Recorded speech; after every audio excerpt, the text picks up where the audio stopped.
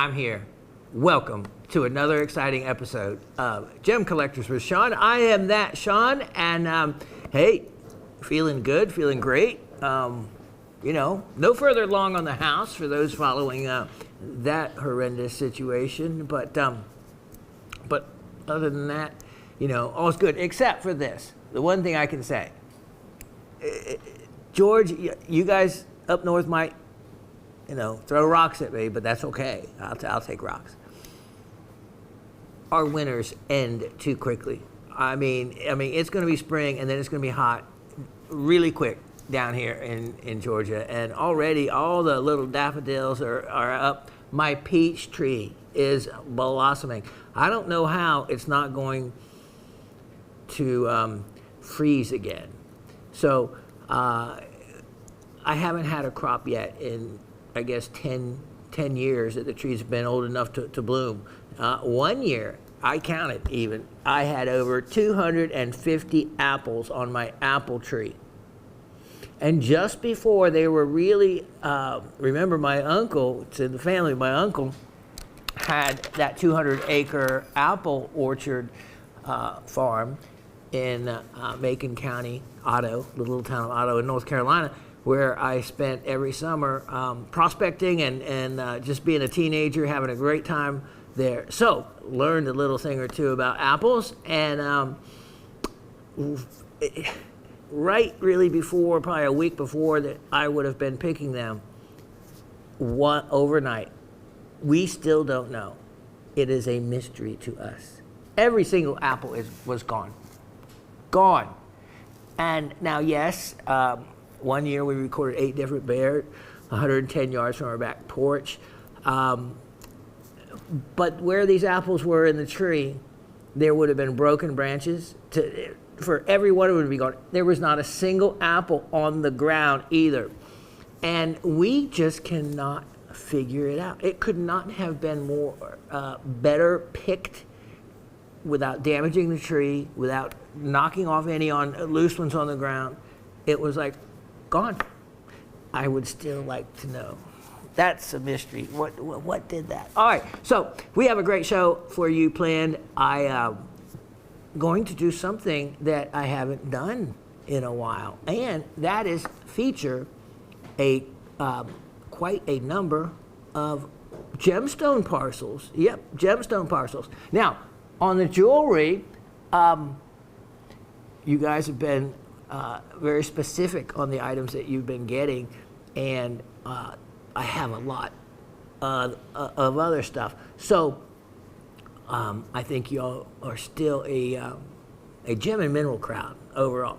Not a thing wrong with that. That's why this show is so different and separate from the others. But I certainly wasn't going to let you miss out on any of the opportunity first on these items, and also the pricing of them. So I'm glad to see that Miss Gabby, and I'll read it to you, picked up that incredible Australian emerald ring, and you'll get to hear her reaction about that.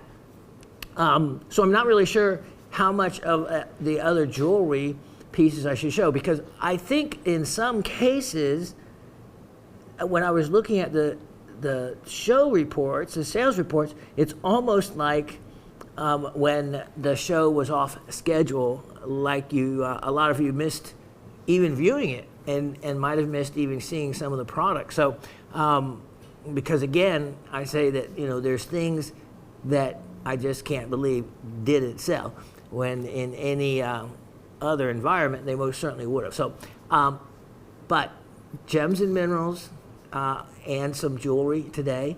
The mineral specimens, you're going to find, if you don't notice yourself, some incredible pricing on those. So I'm definitely going to be sale pricing those.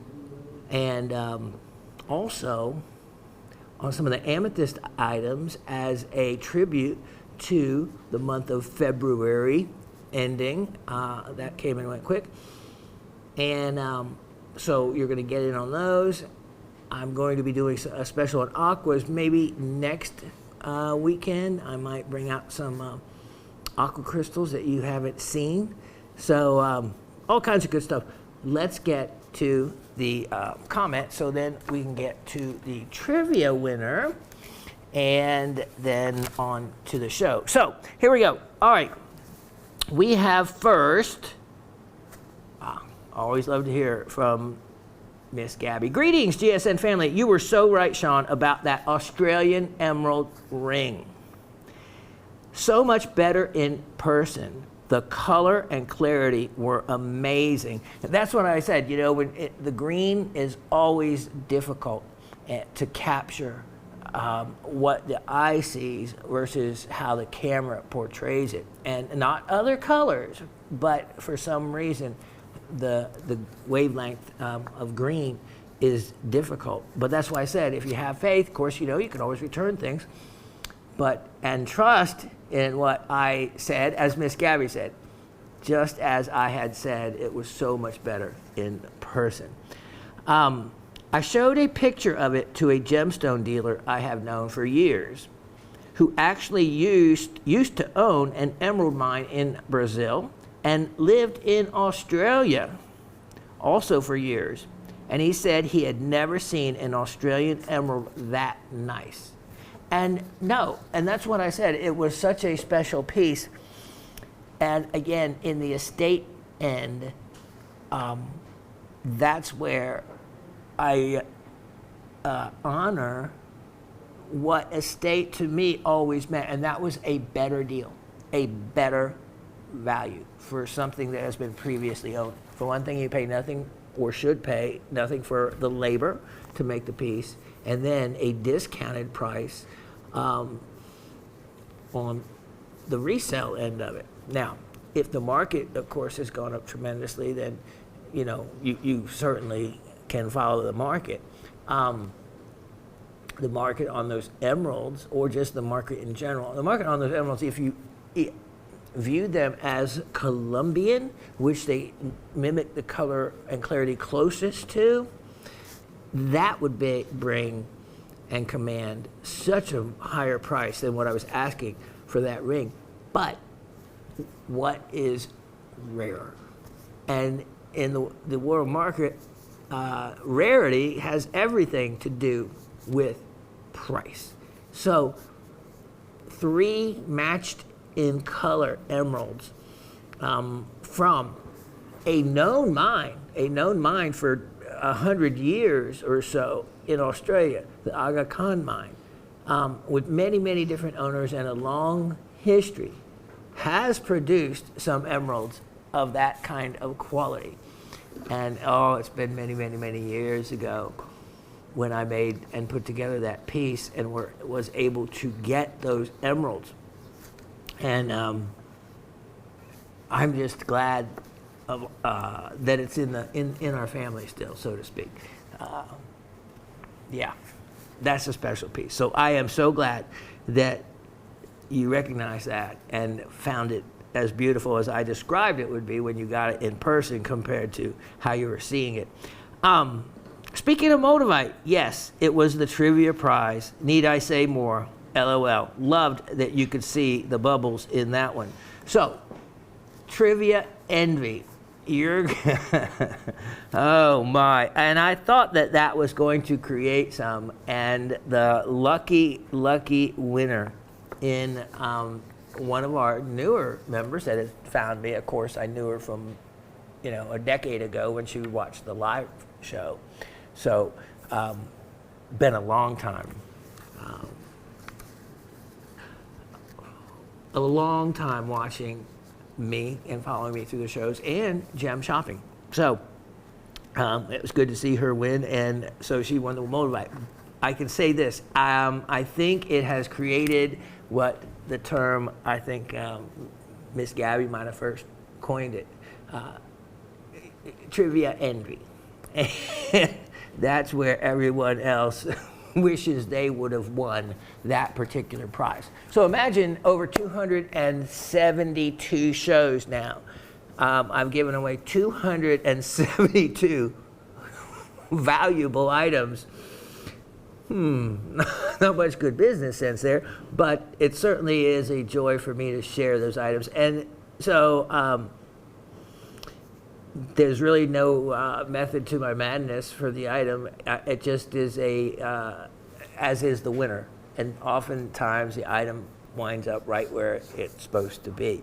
In this case, I think everybody would have found that it would have been the right place for it to be would have been at their house winning the prize.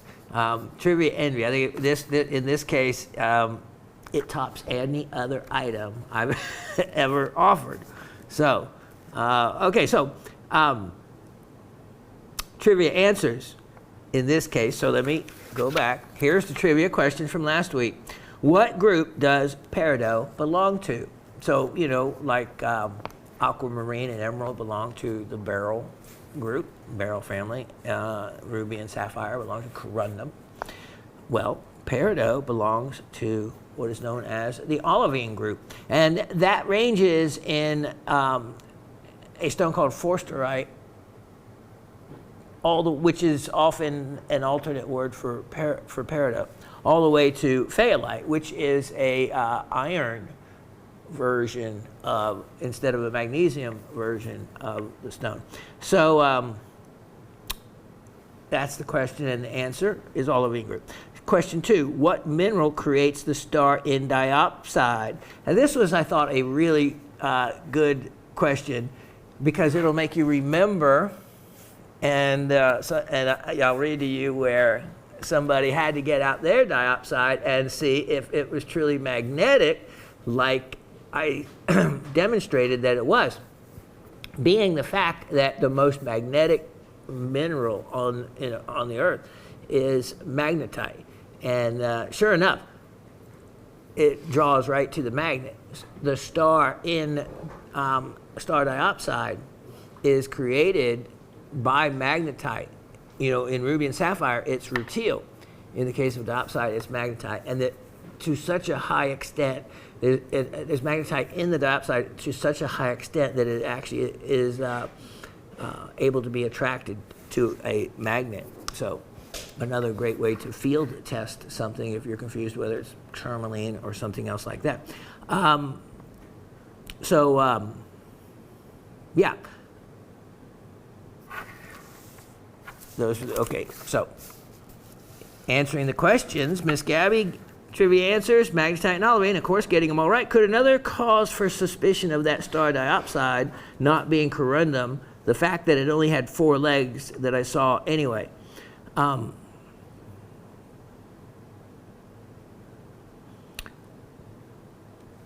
So the legs of a star in a particular stone have to do with mostly the crystal system that they belong to. And in the case of diopside, it's monoclinic. And if you look at what a monoclinic crystal looks like, there are 2 axes. It looks like a parallelogram, in a 3-dimensional parallelogram. So there's a length and a width. And if you notice, the parallelogram, of course, is set at an angle on one end, and the star in the diopside, if you notice, is not at perfect right angles, like a cross.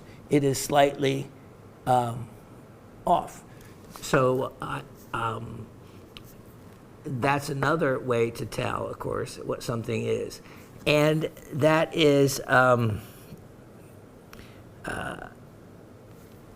reason that the star is 4 legs and not 6, like ruby and sapphire, which are belong to the trigonal crystal system, and by the name itself, kind of gives away the fact that there are 3 axes in that crystal system, and giving you then the potential for a 6-ray star. It can get more complicated than that, but we'll keep that as simple as we can. And I hope maybe that answered your question. Best, Miss Gabby says, okay, P.S. Now, she got an article for me to pass along to Anthony. And so it is in regards to Anthony's question. Let me see if I have it just here. Yeah. So last week, Anthony mentioned, you touched on thermochromism, zircon. Is there a zircon that will change color from as little as the heat of a match and then back again to the original color? So I talked about tenebrescence, stones that change with the wavelength of the sun, and then we'll revert back to their original color. And then I talked about chameleon diamonds, which are often very well known for the way they will change color. So I told the story about how early on in building and tipping prongs on a diamond and heating up to a particular temperature that I found a good number of diamonds, even to the scary point, actually change from a white, what's white to start with, to a yellowish or a brownish, undesirable color. And I just would panic when I first saw this. And I remember just sitting there at the bench saying a prayer, saying, oh, please go back to your original color. Please go back to your original color. So I let it cool down naturally, and then I soaked the boric acid off that you put on it so it doesn't tarnish when you work on it in the pickle pot, and soak that off. And I just, I remember taking it out and rinsing it off and looking at it, and then it was all the original color back. So I was real relieved. Now, technically though, those diamonds that I found along the way aren't a chameleon diamond. To clarify, first on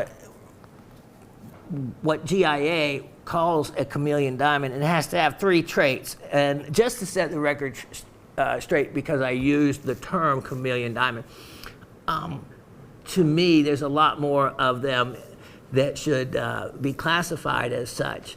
But you don't know it until you heat it. But GIA says that they should have a little bit of a green color tint to start with. And then also there should be a yellow or orange fluorescence under long wave or short wave light. That's really a rarity to have yellow or orange fluorescence in diamonds. Blue, common, but those colors, no. And then the third aspect is persistent yellow phosphorescence under short wave light. So put a short wave ultraviolet light on the diamond, take it away, and you have, in the dark, you'll be able to see the diamond still glowing for a extended period of time. So that is what they call their chameleon diamonds. And then, upon heating them, you get the color change. Well, let me tell you, there's a lot more of them out there that don't have to fit that parameter to get quite an exciting color change, going from, and the color change actually is yellow to a shade not that far from it, like an orangish yellow kind of thing that they showed. It's like, I've done better than that with my, at the bench. I've taken a, FG colored diamond and I've turned it a coffee brown, worth just a fraction of what it just was. And then said my prayers. And it's happened to me, I can't tell you, 100 times, over the years, tipping prongs. So it's much more common. So anyway, so that's clarifying chameleon. Now, the other thing, so the article that, so I mentioned to, my loving and very, very smart friends of all of you out there, and address the zircon in a manner that was distracting you to something else. Do I know about, I know about zircons that change color under heat. Part of the process of creating and making blue zircons involves that.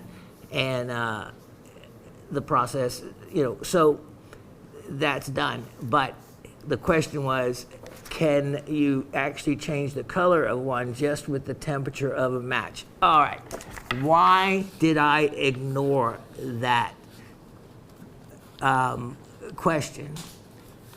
Mostly because I don't want any of you out there to go, because it's just natural for us, not only guys, but also, you ladies, to want to experiment, to want to really see these things, just like we want to chew wintergreen candy in our mouth in the dark in the bathroom, just because the grandkids or kids said that it does it, to see the sparks. Well, remember we covered that. I think it was triboluminescence, and that was one of the examples of it. So we cover all kinds of things. And one thing I try to instill is to not do things that can damage your collection or your gemstone. So with that said, I'm going to read to you, and this is from a well-known television network that sells gemstones, but also a very much lower quality of jewelry than gem shopping, and also gemstones as well. And but they have an informational page, and under thermochromic zircon, let me read to you a little bit about it from this article. Tanzania. So it's from Tanzania, and they're talking about a carat 67 millimeter round. The gemstone was mined in Tanzania and cut in India. The color will vary from stone to stone. Prolonged heating or exposure to temperatures above 500 degrees. Now remember, your home oven goes up to like 550 or 600. 500 degrees, remember, a match will catch paper on fire. And remember the book that we probably all had to read in school, Fahrenheit 451, which was the temperature that books burned. So it gives you an idea that 500 degrees is not, in the world of stone treatments and heating, that's not very hot. Okay, prolonged heating or exposure to temperatures above 500 degrees Fahrenheit will permanently destroy thermochromic property. Let me read on. This exotic gem possesses one or more interesting properties associated with minerals. Thermochromism is a temporary condition that occurs when certain gems are exposed to temperature changes, causing them to exhibit temporary color change. This chameleon effect can be observed after 20 to 30 seconds. Have you ever sat and really counted off how long 20 to 30 seconds is? 20 to 30 seconds of heating your gem over a flame, and can be repeated indefinitely, but may be weakened or destroyed if you overheat the gem.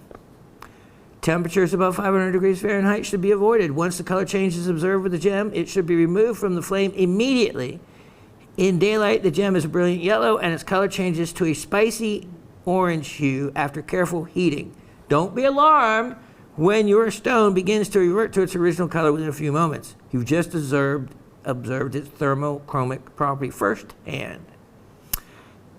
After a few moments, the original color returns upon cooling to room temperature.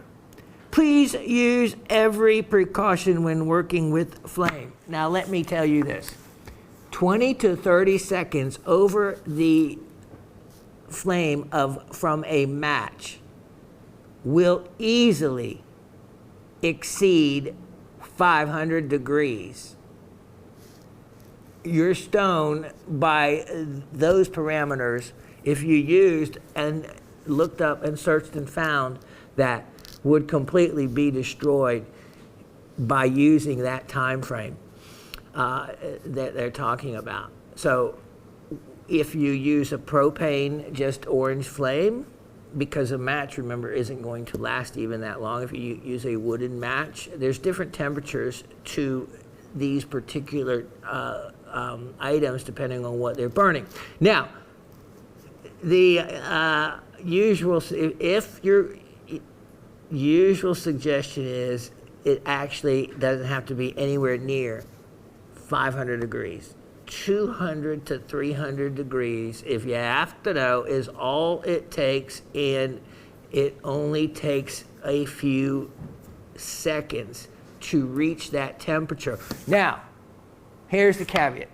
I did not tell you or say any of this to you because I do not want you destroying your gemstones, and why I didn't address it to begin with.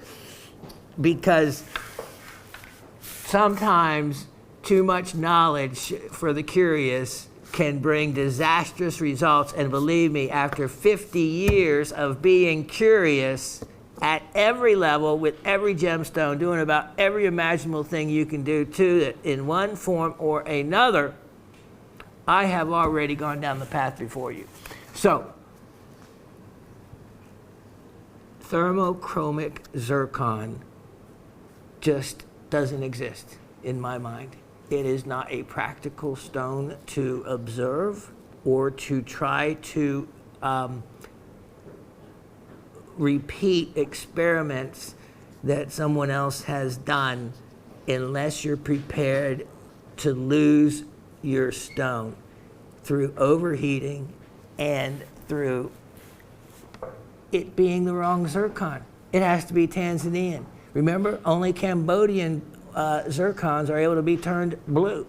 So, only Tanzanian ones go through a two-step process to be turned white. To change a color of a zircon to one unattractive color and back, and by the way, that's not the only range of colors. You can take the tannish brown ones and you can heat them, and some of them will actually be a beautiful pinkish orange color. Now those two colors, that's something. But from a yellowish to an orangish, to me, that's not worth chancing. On the other hand, but the fine line between destroying your stone and getting the color change is a moment, another second, a second of time. Temperature rises extremely quickly. Do not do the experiment. Do not even think. So a good question, but one I avoided. Thanks, Miss Gabby. No, just teasing. Education is great in every way. And I'm just one that I'm not going to educate you on how to destroy your stone. Because unless you have done this before and experimented with things like this and know exactly about how long, with what flame, etc., then it's not something that you even want to do. The reward isn't worth the risk. Let me put it that way. Okay, but a great topic anyway. Oh, by the way, they're selling these stones. So how many stones do you think, and they're not cheap, how many stones do you think that they sold that are going to be destroyed by overheating or just by the stone splitting or cracking, which it can easily do? People may cool them off too quickly. People may heat them up too quickly. People may heat them up too long. Use the wrong type of flame with the wrong type of material, etc., etc., etc. And yeah, I know, because I've been there. Okay, so there you go. Good questions, though. All right, Cindy in Pennsylvania. Hello, Rock family. Is it next Monday yet? Can't wait for another show. This week was so good. Motivate, trivia envy for sure. I have a treasury of trivia gifts from you and love them all. And I know some of you have won a lot of times, but we've been doing this a while, so and everybody is a winner at some point or another. Trivia, Olivine family and magnetite. Take care, Rockhound staff and family members. May the week ahead be good to you all. Cindy in South Central Pennsylvania. Favorite item of the show, the Black Orisa Star Diopside ring. That's a wow. It is a wow. It is a wow. Wait to hear more comments about it. Okay. Anthony in Massachusetts says, hello all, great show. I scored the silver anklet and a peridot. You know, I hoped that silver anklet would sell because it was just such an unusual item and it was so inexpensive.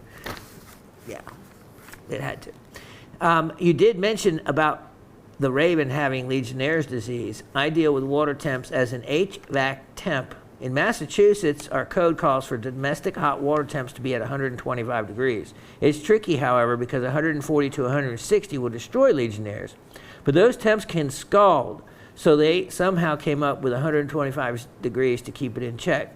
That's just water. It can live other places. I'm just very happy she is okay. Yeah, she wasn't, though. It was a really difficult time for me, really difficult time for us. And a long time for her to convalesce. And by the way, yes, 140 to 160 by someone that has actually adjusted the temperature on those hot water heaters. It's amazing the difference between 125 and say 20 more degrees. That water can literally scald you.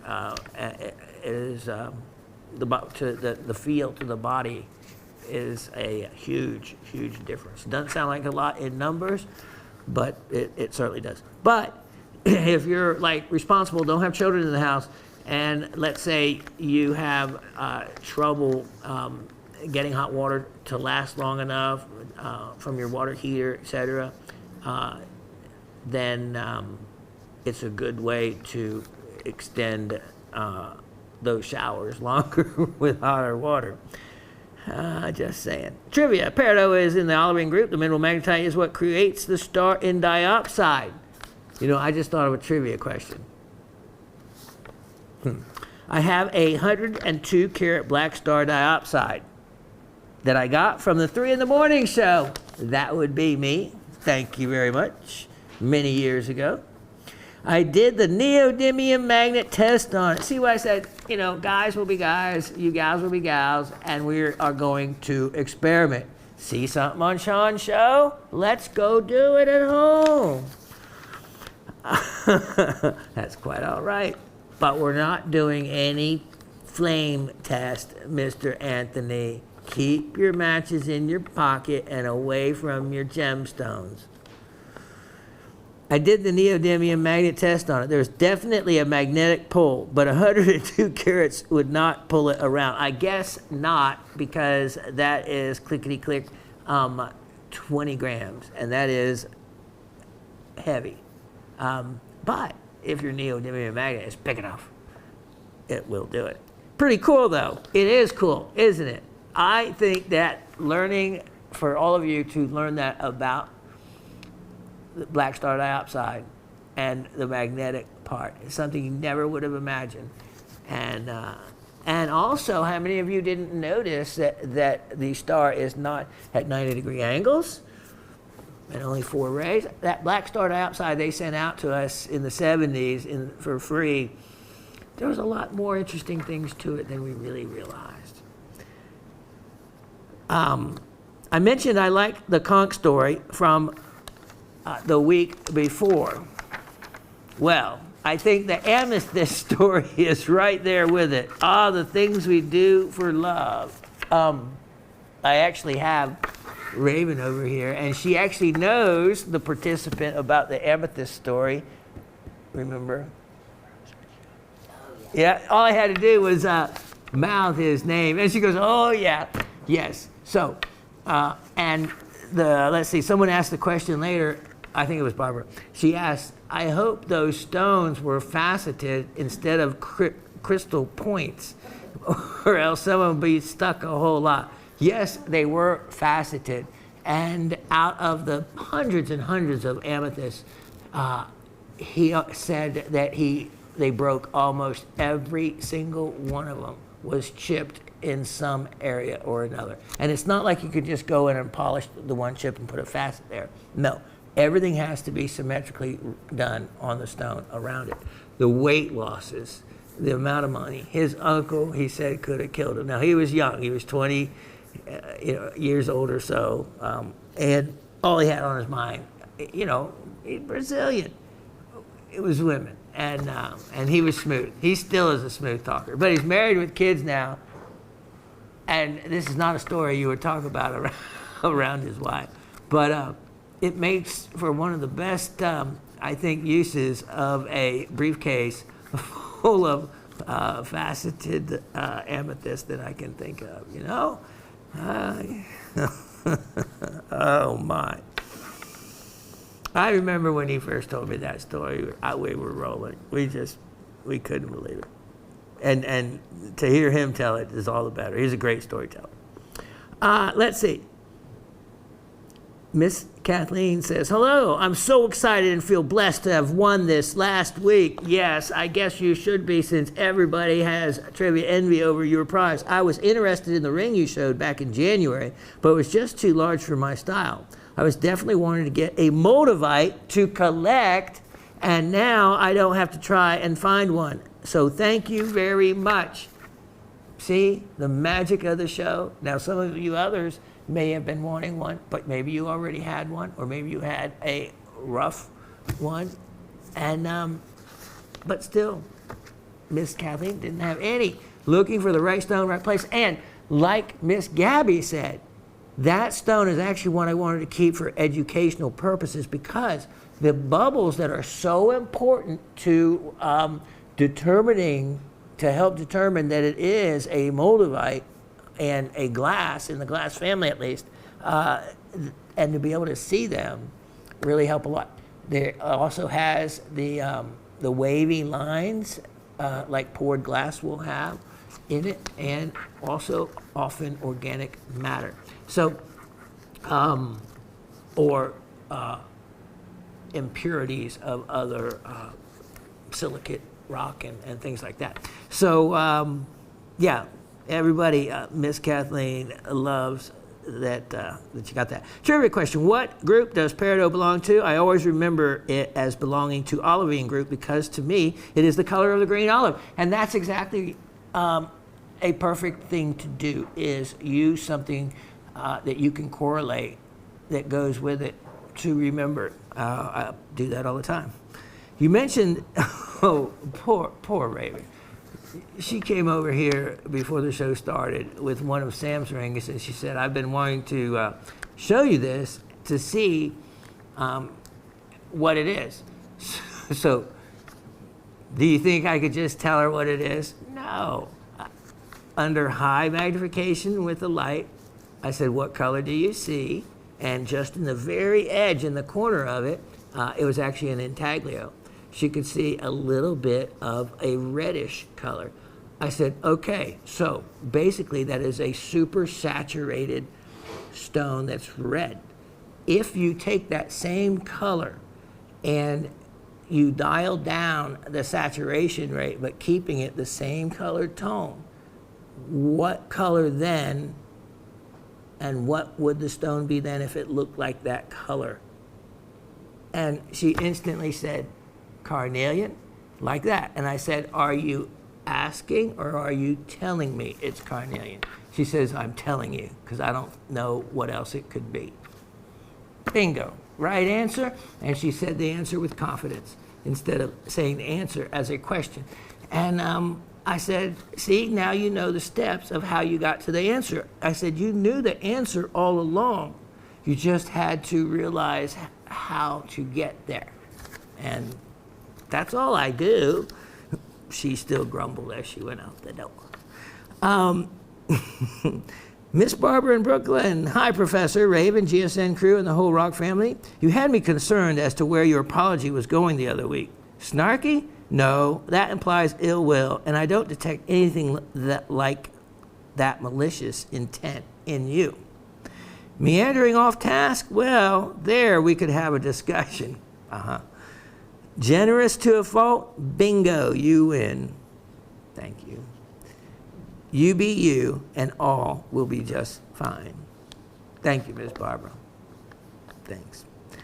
Loved your hack for repairing zircon color. We'll pass that on. Yes, see? Now, That's what happens when people go to playing with their zircons and destroy the color in them. If you're wondering, that this is a whole nother method of how you destroy a zircon using ultraviolet light. And last week's show, if you missed it, go back and watch it, and you'll get the answer of when that happens, how to restore it. A friend of hers destroyed the color in a zircon, and apparently it sounds like they didn't know how to get the color back. But now, and hack is a good term to use, I gave her a method of how to get the color back in. These kind of things, I will let you know. I will tell you how to fix your experiment that went awry. But I'm not going to tell you the ones that cause the awry to start with. So, yeah. Back to zircon. It's a great stone. Very old stone. Comes, is a indicator for diamond. Yeah, I like zircons a lot. So, happy Miss Gabby got the chili peppers. I snapped up all the round fruit pieces and was pleased to get them. You got a good deal. Those are really, really old and natural. Speaking of, again, carnelian, natural carnelian and beautiful carvings. Your amethyst story had me laughing and shaking my head. I sure hope they were faceted, because they don't call them amethyst points for nothing. Ouch. That would be serious ouches. I've cut myself just picking up an amethyst by the side of it, or quartz in general. So yeah, it is in the world of gemstones. All that I've heard, all the times I've been in Tucson, hearing many, many, many stories, it really, I think, really tops them all. Especially when you know his uncle and the whole situation now, all these decades later.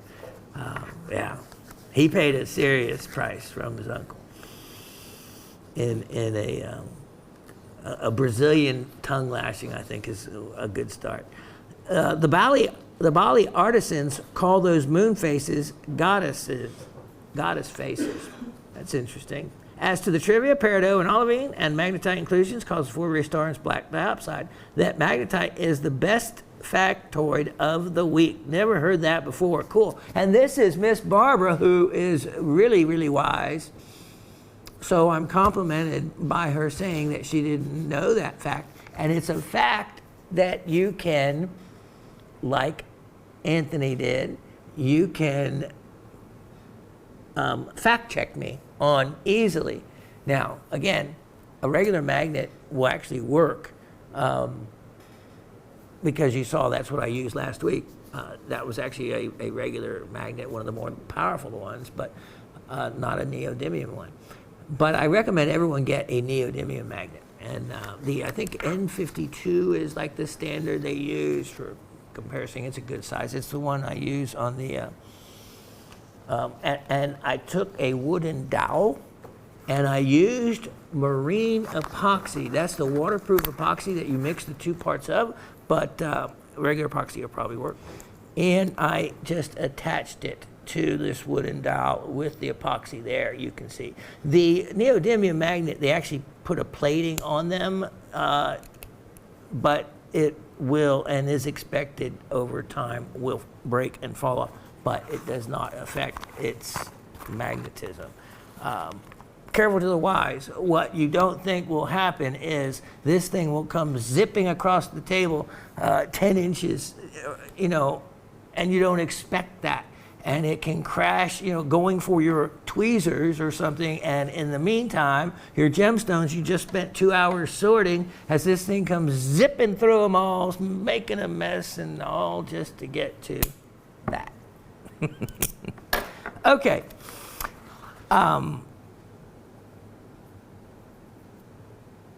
Have a great week, all. Hope that the Raven enjoyed her visit to the salon. Nice neighbor. I know, I told Raven, I told you all that story. And she said, you don't have to tell everything. Well, yeah, I thought it was a nice thing and a nice day off that you had. Miss Barbara from Brooklyn. All right, look who has returned. We have a prodigal member of our group coming back to us. It's Jimbo, now in Delaware, formerly Arizona. Remember the two Jims? Well, this one retired. He says, hello, Shawn. This is Jimbo, now in Delaware from Arizona. Finally getting around to viewing your new show. Retired life is kind of making me want to take a walk on the wild side. All right. Went to Portugal and going to Panama. I loved Portugal. Absolutely loved Portugal. You know, every time you sit down at a table, they bring you a bottle of the local wine and you know, thing of olives and just a lot of flavor to Portugal overall, and beautiful scenery. And so really enjoyed that. Now, Panama, well, all I can say is stay away from the Darien Gap. Hear about all kinds of things going on there. Beautiful wild jungle though. So enjoy your wild side. So sorry to hear of the events in the past year. We all got to take the good with the bad. That being said, I have enjoyed viewing your informative shows. Magnesium and iron, very good. You get really close on those. The iron, of course, you got from being the magnetite, right? So came close on that. And the magnesium, well, either that or you mixed up the word magnesium with the magnetite and then the iron. But the olivine for the group name of peridot is what we were looking for. And so, you know, 1 out of 2. I'll credit you for 1. That's not bad. Keep on going, because I looked up and you have been a winner and you'll be a winner again. So glad to have you back.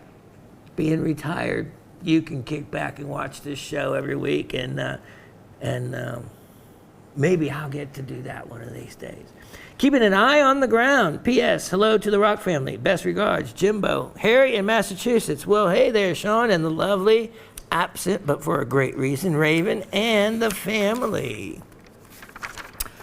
Shawn, I mentioned I was doing a seminar on the 17th for the Massachusetts North Shore Rock and Mineral Real Club on garnet, the stone of variety. My favorite. And also a talk on polishing quartz. And there were so many good hands handling your iridescent Japanese rainbow garnet. Boy, that makes me feel good. Everything was received very well, and I must thank you very much for some of my content in my talks that I learned and retained to share with others. And remember, another really good one is the magnetite star in diopside. That's a great one to win a free beer amongst your Rockhound friends, and it's provable by having a magnet. Excuse me. So, yeah. I keep one of those in my pocket, and you know, they'll know it's a star diopside, and then you bet the beer on it, right? You know, or the meal, or whatever you can get, because you know they, especially the people like Barbara, don't know what it is out of or from, but you do, and it's provable. So they can't say, you don't know that. But of course, anybody can look those things up at the table on their phone, but more importantly, it's easier to demonstrate it with a magnet.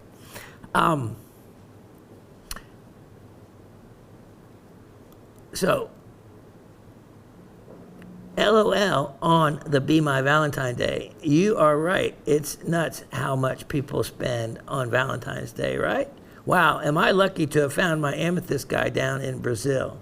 And yeah, I got all kinds of different shades of color and have over 50 cut stones for sale. Here's a pic of his case. And it was a beautiful, beautiful tray of amethyst that he's cut in all kinds of different shades. So well done, Harry, on a lot of hard work there. What an idiot, the story you told about having boom boom all over the amethyst. There, I said it. He should, boom boom. That's great. That's great. Okay. He should have been shot. What a dope. Oh my gosh. Oh, yeah. I think he actually felt that way at the time about himself. Yeah. I think he only tells the story now still to allay how stupid he feels. You ought to see the way he wraps up his emeralds now and everything. They are individually. Everything is just perfect and so protected. And, he's just so careful about not one stone against the other. And, yeah, he's come a long way. I spent so in my case here, most here are 20 per carat, some are 30, and my 64 carat one is 50, or I showed you that baby. I spent a good 6 months doing all my natural mined amethyst. Nice almandine garnets. I just tried to buy this parcel, and a salesperson says you can't buy an item because it was on a previous show. I told him the show is dated 220. Geez Louise, Shawn. Peridot belongs to the olivine group, and what mineral makes star and diopside? Magnetite. Shawn, see if we can fix the set of issues so I can get it. Okay, so here's what you do. You call back, and you may get, hopefully, a different sales rep because they have hired some new ones. Now, here is, in general, a lot of times because the vendors come and go and their inventory changes out, it's not possible to buy an item from a previous show. But this show, the items are held for 3 to 4 weeks and are available all the time. So tell the sales rep if you have any problem, just tell them that this is an internet show, and if they still don't understand it, then just ask to speak to the floor manager, and they will absolutely know what to do. There's always a sales floor manager in every at any given time, and I think all of them, and they will know how to do that and what to do. Most likely you'll get a different sales rep, and they'll know and be familiar with the show. But he's right in some areas, and because we're just this little quirky part of gem shopping, it might not have been discussed with him. So be patient and make sure you get the item you're looking for, because it is absolutely available. And, even if it was beyond the number of weeks, I would still, if the item is not sold, they'd be able to tell you, and I would have it in the inventory in my office. So it could still be bought many weeks later. All I need is an item number. So just make sure you have the item number and tell them exactly what I had just said. Ciao, Professor Shawn, GSN crew, and Rock family. Professor Shawn, I've been meaning to mention that I like your green rifle shooting shirt you wear on occasion with the one shoulder pad. It's very stylish. Yes, it is. I love that shirt. I was standing in what's the name of a thrift store, a Goodwill. A Goodwill thrift store. And this shirt still had its brand new tags. It was never worn. And at the time, of course, I did what these young kids do. I looked it up on my phone, and they were asking $3 for the shirt. It was I think it was on sale at $49, and it was a big brand name, and in a catalog for shooters, high-end, for shooting jackets and shirts.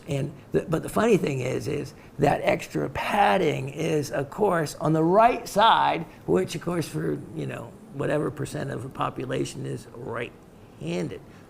I'm left-handed.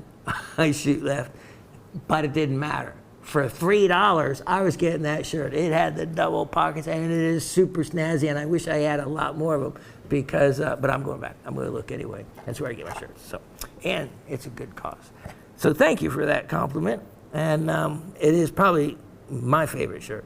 And I would wear it, you guys, a lot more often if you didn't notice. Now that I know that you notice it, you know, I just think I wear these shirts and, oh, they won't notice that I wore this a couple weeks ago. Okay. Also, thank you for your talk about answering with confidence, even if you are guessing. I needed to hear that. That's exactly right. And I just had that same conversation. I just repeated the story with Raven, when she was asking about the stone. You know, I said, are you, you know, when she said, is it carnelian? I said, are you asking or are you telling me?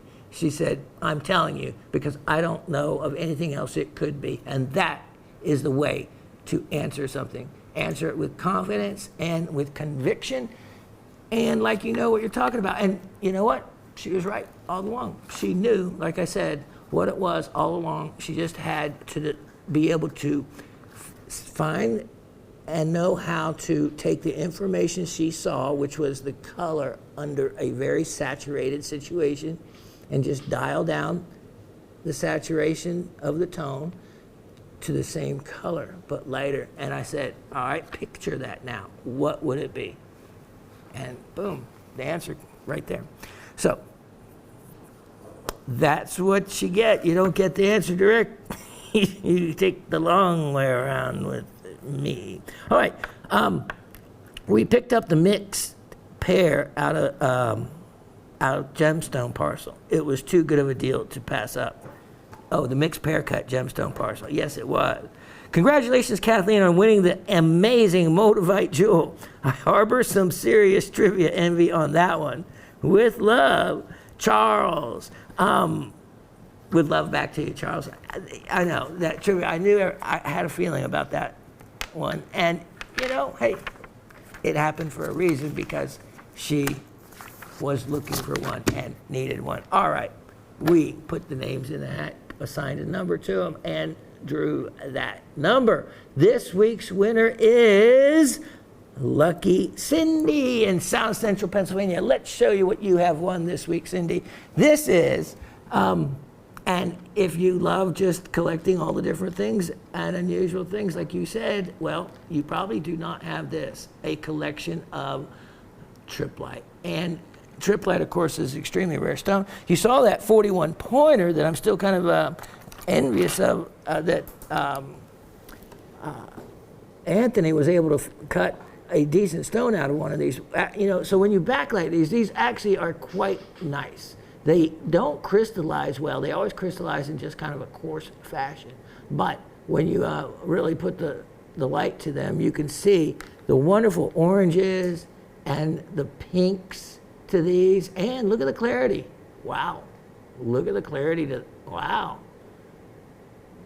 And just so everyone knows, this was a parcel I had made available, and I decided, I said, you know, I am going to give this very valuable parcel away. And, you know, in looking at it, some of you may wish you would have bought it because the last price I had on it was a ridiculous opportunity. And so it even got cheaper because now I gave it away. But you can see that how beautiful of a stone triplite is when its beauty is revealed. These tumble well also if you want, and they also cabochon well. They just never have nice crystal formations, but there you go. Here is a wonderful lot of triplite, and you know, that is again enough pieces you could give one away, a couple away to friends, or play the guess what this is. Even with the most knowledgeable people in a club or rockhounds, they would have a difficult time determining what that is because you know why? Because they just haven't seen triplite rough. All right, let me tuck that away and I'll be right back to start the show. Look at here. All right, I said I was going to be bringing some gemstones in, and boy, yeah, all these items, you have not seen them before. Some of them came from the estate items, and like for these, for example, all came out of actually a yellow gold bracelet. Now, did you get a chance to see the bracelet? No. I made the decision that it would be something that you wouldn't want, and or also any other dealers. And I thought that it would be a better opportunity for you if I just took the stones out and offered them for sale, because these are matching. They are calibrated, as you can see. The bracelet, I would have had to guess the weight, which I get pretty close to, and it doesn't make that big of a difference, but I usually have to I would have probably said 10 carat to make sure it came in under the weight. But this way you get to know, and I get to know, the exact carat weight as well. You want to believe something? You want to hear something incredible? You already know from you heard like other people speak about that incredible quartz bracelet the other week that I sold. And I think it was Miss Gabby that said, she goes, you know, I bought it many years ago, but I have a feeling that I paid a lot more money than you're offering things like that for now. And that's just it. These as well. These, the color, let me just show you, the black does not make any difference in the color. So when I lift this up, look at that. Look at that. They actually probably look a little bit better. Look at that. So you're seeing the actual color. The black actually allows you to see into the gem a little bit more and contrast if there's any inclusions or anything else, which there aren't. These are nice clean stones and incredible color. See how that doesn't change anything. All right, $38. I kid you not, $38. That's why this is a Gemorama. Let's go ahead and look at item number 11-0-4023. 11-0-4023. And this was one big parcel, but I decided to break it up into two different parcels so that you could, more of you could have the opportunity. Let me wipe these down and put these on the platter here and show them to you. Now, what you're getting are items I know to be at least, look at these, let me just put it right next to it for a moment, at least 20, 25-year-old material. I say that because 20, 25 years ago, there was not the saturation of the synthetic amethyst. So amethysts that you see often you knew were genuine. And of course, these are easy to be able to see the genuines. And I'll lift the veil on those in just a moment. I'm wiping each one of them down. And again, calibrated, so you can do matched earrings and a ring and a pendant with all four stones. And, well, can't go wrong there because you have Brazilian goods. And then let me hold this one up. We'll peel back the veil and you get to see. Look at that. Look at these colors. Look at that purple. Look at that purple. Okay, then look through the angle of the side and you get to see a little bit of zoning. Remember, we want to see zoning. And then sometimes you get to see a little bit of veil inclusions. We'll remove the citrine in a moment, but I just wanted to show you, just look at that. Two members of the quartz family. How beautiful are they together like that? Really, wow. Love colored gems. So look at those stones. I mean, looks like off the cover of a magazine. And if that doesn't make your heart go pity-pat, I don't know what would. All right, now, natural color, that is the other really important thing. Almost, over 10 carats, almost 11, calibrated 11 by 9, 4 stones. The parcel for all four, $44. $44 for all 4 of those amethysts. Now, so of course, I always like to figure things also by the piece.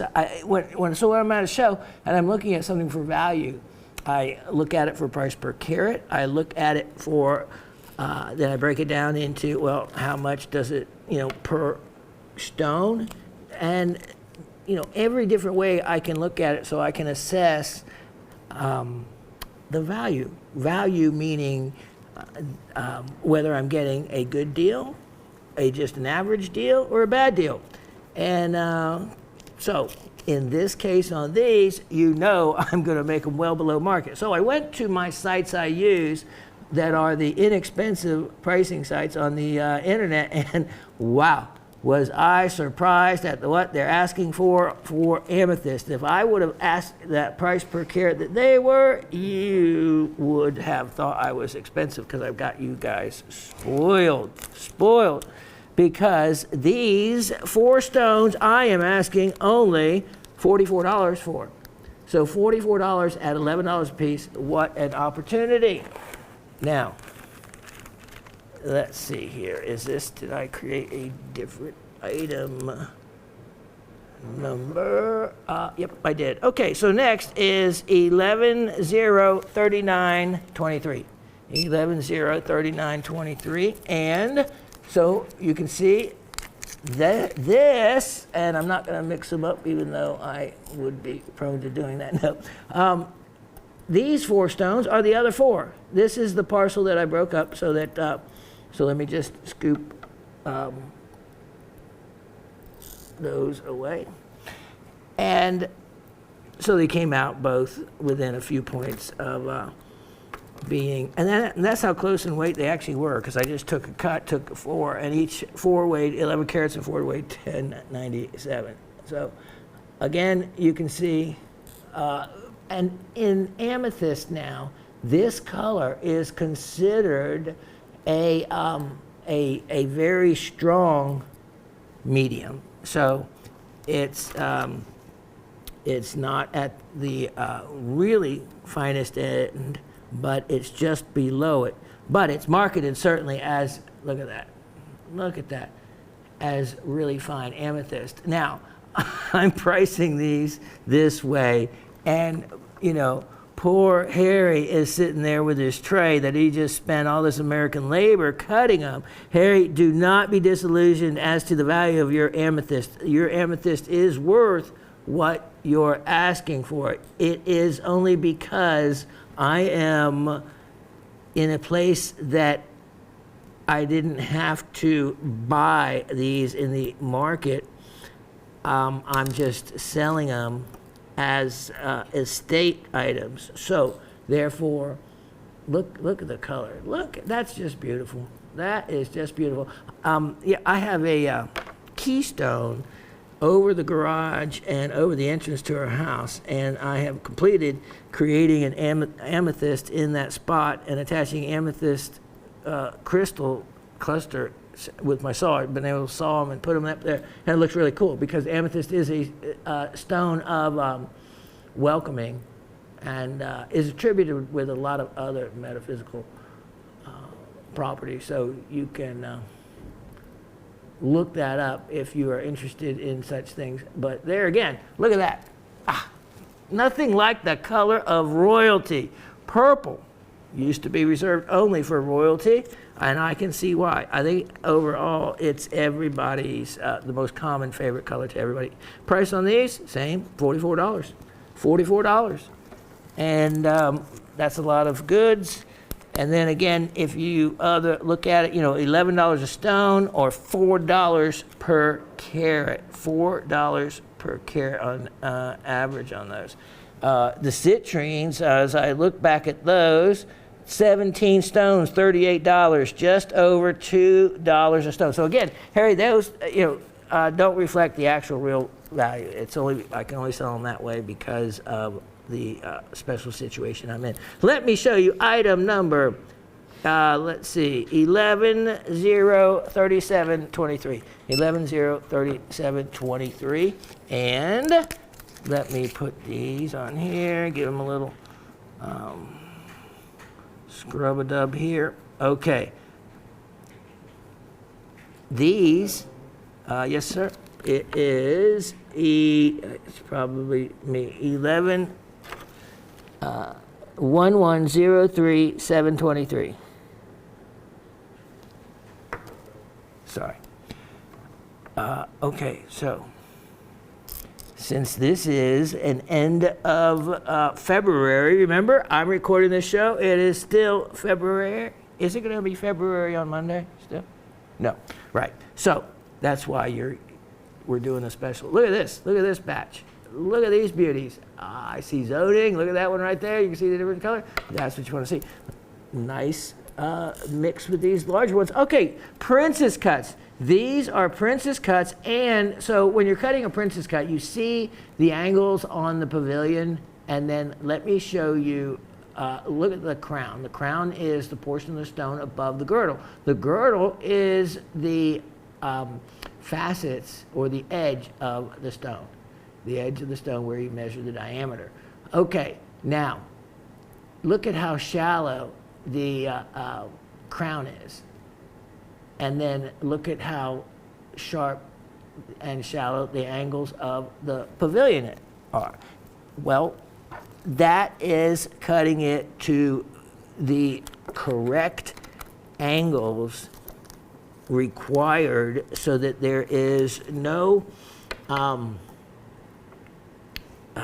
well, to use a term we use as gem cutting, no fisheye in the stone. In other words, stones can, you know, let light pass straight through the middle of them and looks like a dead fish's eye in the middle. So by using the correct angles that were figured out a long time ago, what it took to bounce the light around just the right way, you look at that. So I wiped that off with the cloth.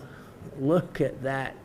You get an incredible stone that has no area without beautiful, beautiful reflections. And so these all are well matched, and they came from a bracelet. Came from a bracelet. These are 5 millimeter, and they were channel set just on the outside edges, so they had to be exactly the same size. So, and that's what you get here. Beautiful, beautiful princess cut stones that are cut, look at that, to the correct angles to give you that. Now, what happens and why you don't see this done so often? Well, when you cut the crown that shallow and the pavilion that shallow without having one of those step cut where it kind of bulges on the side, you lose a lot more weight of the stone from what it originally, what you could have cut. And of course, all stones are sold by weight. So there's a premium paid for, look at that, these stones when you first buy them. You know, the manufacturer of the piece is the one that pays for the goods at the market rate. But once it's set up and then it's resold and becomes, look at that, an item in the secondary market, then you save a lot of money. A lot of money. All right, so you get the idea. There is plenty of really nice matched goods here to work with. And this whole parcel, I don't know, 8.80 carat. Well, this is why this is a special. This is a special indeed. Let me get this marker out. And sometimes I wonder how I come up with these prices. All right, 16 stones. How about this? How about $38 for them all? $38. So what is that? Just $2.50 a stone? Not even that, something like that. I don't know. Get your calculator out. Figure it out. 8.50 carats, $38. So that's like $4.50 a carat per stone. It is just over $2 a stone. Yeah, a deal. A deal. If you were actually replacing one stone for somebody or making up a pair of earrings, the amount that you could get versus what you paid per stone, yeah. 2 stones would pay for the entire parcel in that case. So I'm just saying there's some really excellent deals there. Let's keep going. Oh, that's neat, but hold on. Okay, since we're on the subject of amethyst, let's look at item 1104623. 1104623, and here is, and listen, if you don't get these items, these are the ones that you get to see first. This has never been shown to anyone, so I'm showing it to you first. And I may decide to, if it doesn't sell, to all of you, to just take it straight to removing the stones for someone else to do something else with, and scrapping the mounting. But that's the cycle of jewelry. A lot of pieces get reused. Look at this, and I'll put it against the background. More beauty indeed. And let me just wipe that down for a moment. Wow. Look at that. That looks so regal and royal. Nice large bale. Look at how well made that is. Nice, clean, natural color amethyst. Wow. All right, let me remove these others. Let me let that sit right there for a moment. And now, all right, let me show you. 14 karat gold. You can see relative to my hand how big that is. So just a perfect piece. It's not too big, not too small. It's just right. And with a really rich color in the amethyst. If you've been looking for a February birthstone, either for yourself or for someone else, this is going to be a perfect opportunity to get it, because I have it marked at a price that most would be asking just for the center amethyst alone. $158, only $158. You know, gold has gone up. It's pulled back a little bit, but overall, the trend is certainly up. And when I looked at the cost of it, and then the cost of manufactured gold, wow, it was quite surprising to see when I was multiplying out weights times that number. So I realized $158 was a really good deal. And you saw that, or if you noticed, even the pricing of the stones that Harry had, he was in the market, and I think the size that he mentioned might have been in this particular stone size range was around $30 a carat, I think. So at 30 a carat, this at 5 carats, that's $150 right there, not even counting the gold. And I can tell you this, the gold is worth at least as much as, if not more, than the amethyst. So, and then again, if you factored in labor, but that's what's nice about a state piece, no labor charges. You get to save the money on that, and that is why this is the deal that it is a real special for closing out the month of February. Okay, now, I've got some jewels here. Okay, so let's look at item, let me see here. Yep, it's item 958820. 958820. So since we're talking about purple or lavender stones, which are, I have another pendant here with the very unique and hard to find natural lavender chalcedony. This is a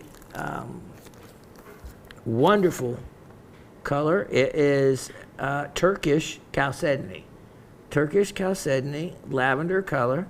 It's sterling silver, 925 silver as a pendant, 13.60 grams, and it's 1.75 inches by 3/4 inches wide. And look at that. So what I did, actually, I did this. You see this really beautiful, cool brushed finish? Well, you know, ladies, you're probably a little bit maybe like Raven, I don't know. But from the way I saw jewelry coming into my store so many times, jewelry, I was always right. I would say to them, I said, you throw this in with all your other jewelry together, don't you? And they would nod their head usually. Well, so what I go ahead and do in a case like this, I pre-scratch it for you in the direction that's attractive. And that's what I always would say. I said, well, I'll pre-scratch it for you, because if not, then it ends up scratched anyway. So, but look at that. That's really, really cool. And look at the different angles, and you can really see some neat reflections coming off from these other inclusions in it.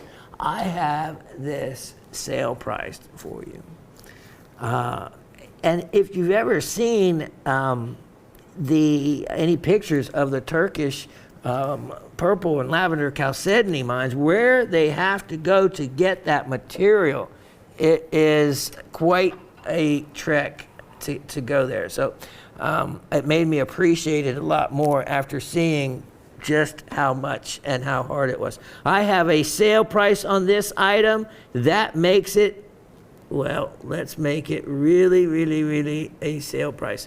$28. $28 on that. It would be really impossible to buy the stone alone for that.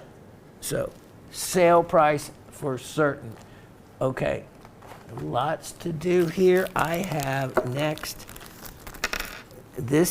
we haven't done items like this in a while by way of gemstones. Item 110 4923. 110 4923. Now, let me show you. This is a 2-parcel opportunity. So let me show them both to you side by side. The colors were somewhat similar. So I thought, well, this is a good chance. Okay, look at what we have.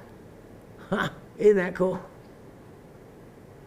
We have Madagascar iolite. I think it was Elise that said she was looking for a parcel of iolite and was glad to get one of the others. Well, if you want to add to your collection, look at these. If you can see, notice they're really well matched. That's because they all came out of one piece. So these 3 smaller ovals are the same size. Look at that big one. Look at how close that is, if not right on, to sapphire in color. And if I didn't know better, and a lot of people don't, you would think it was sapphire. Well, at least I hope it is iolite. But by looking through it at different directions, that's how you can check and see and why it has multiple other names. This was one of our trivia questions a while back. It has cordierite, which is one of its names. Dichroite, that's the giveaway for its dichroic properties, meaning it changes color with the different directions that you look through it. One of the directions you look through it, and it's actually a clearish, just light tan in color. So as a gem cutter, you have to be able to orient the rough, the stone, in the direction that will give you the richest and best color tone. Okay, so now these I just put in. You can see I didn't do a very good job, but you get the idea. Tanzanites. Look at this, Tanzanian tanzanite, and nice matched goods again. 3 millimeters, 2.02 carat total weight. I think that's the, let's see, yep, Yep. 2 carats on the tanzanite, carat 70. Okay. And we won't take these out. We'll save the time. I would just make a mess of them going everywhere, but you can get the idea how beautiful these are. I would always like to keep some of these around when I would get ideas of creating a piece. I would like, always liked having all my gemstones around me, and then I would just let the thoughts flow and let the energy of the stones and the colors speak to me, and it really works. It really works. All my designs are kind of simpler and cleaner lines, so I didn't get carried away in doing too much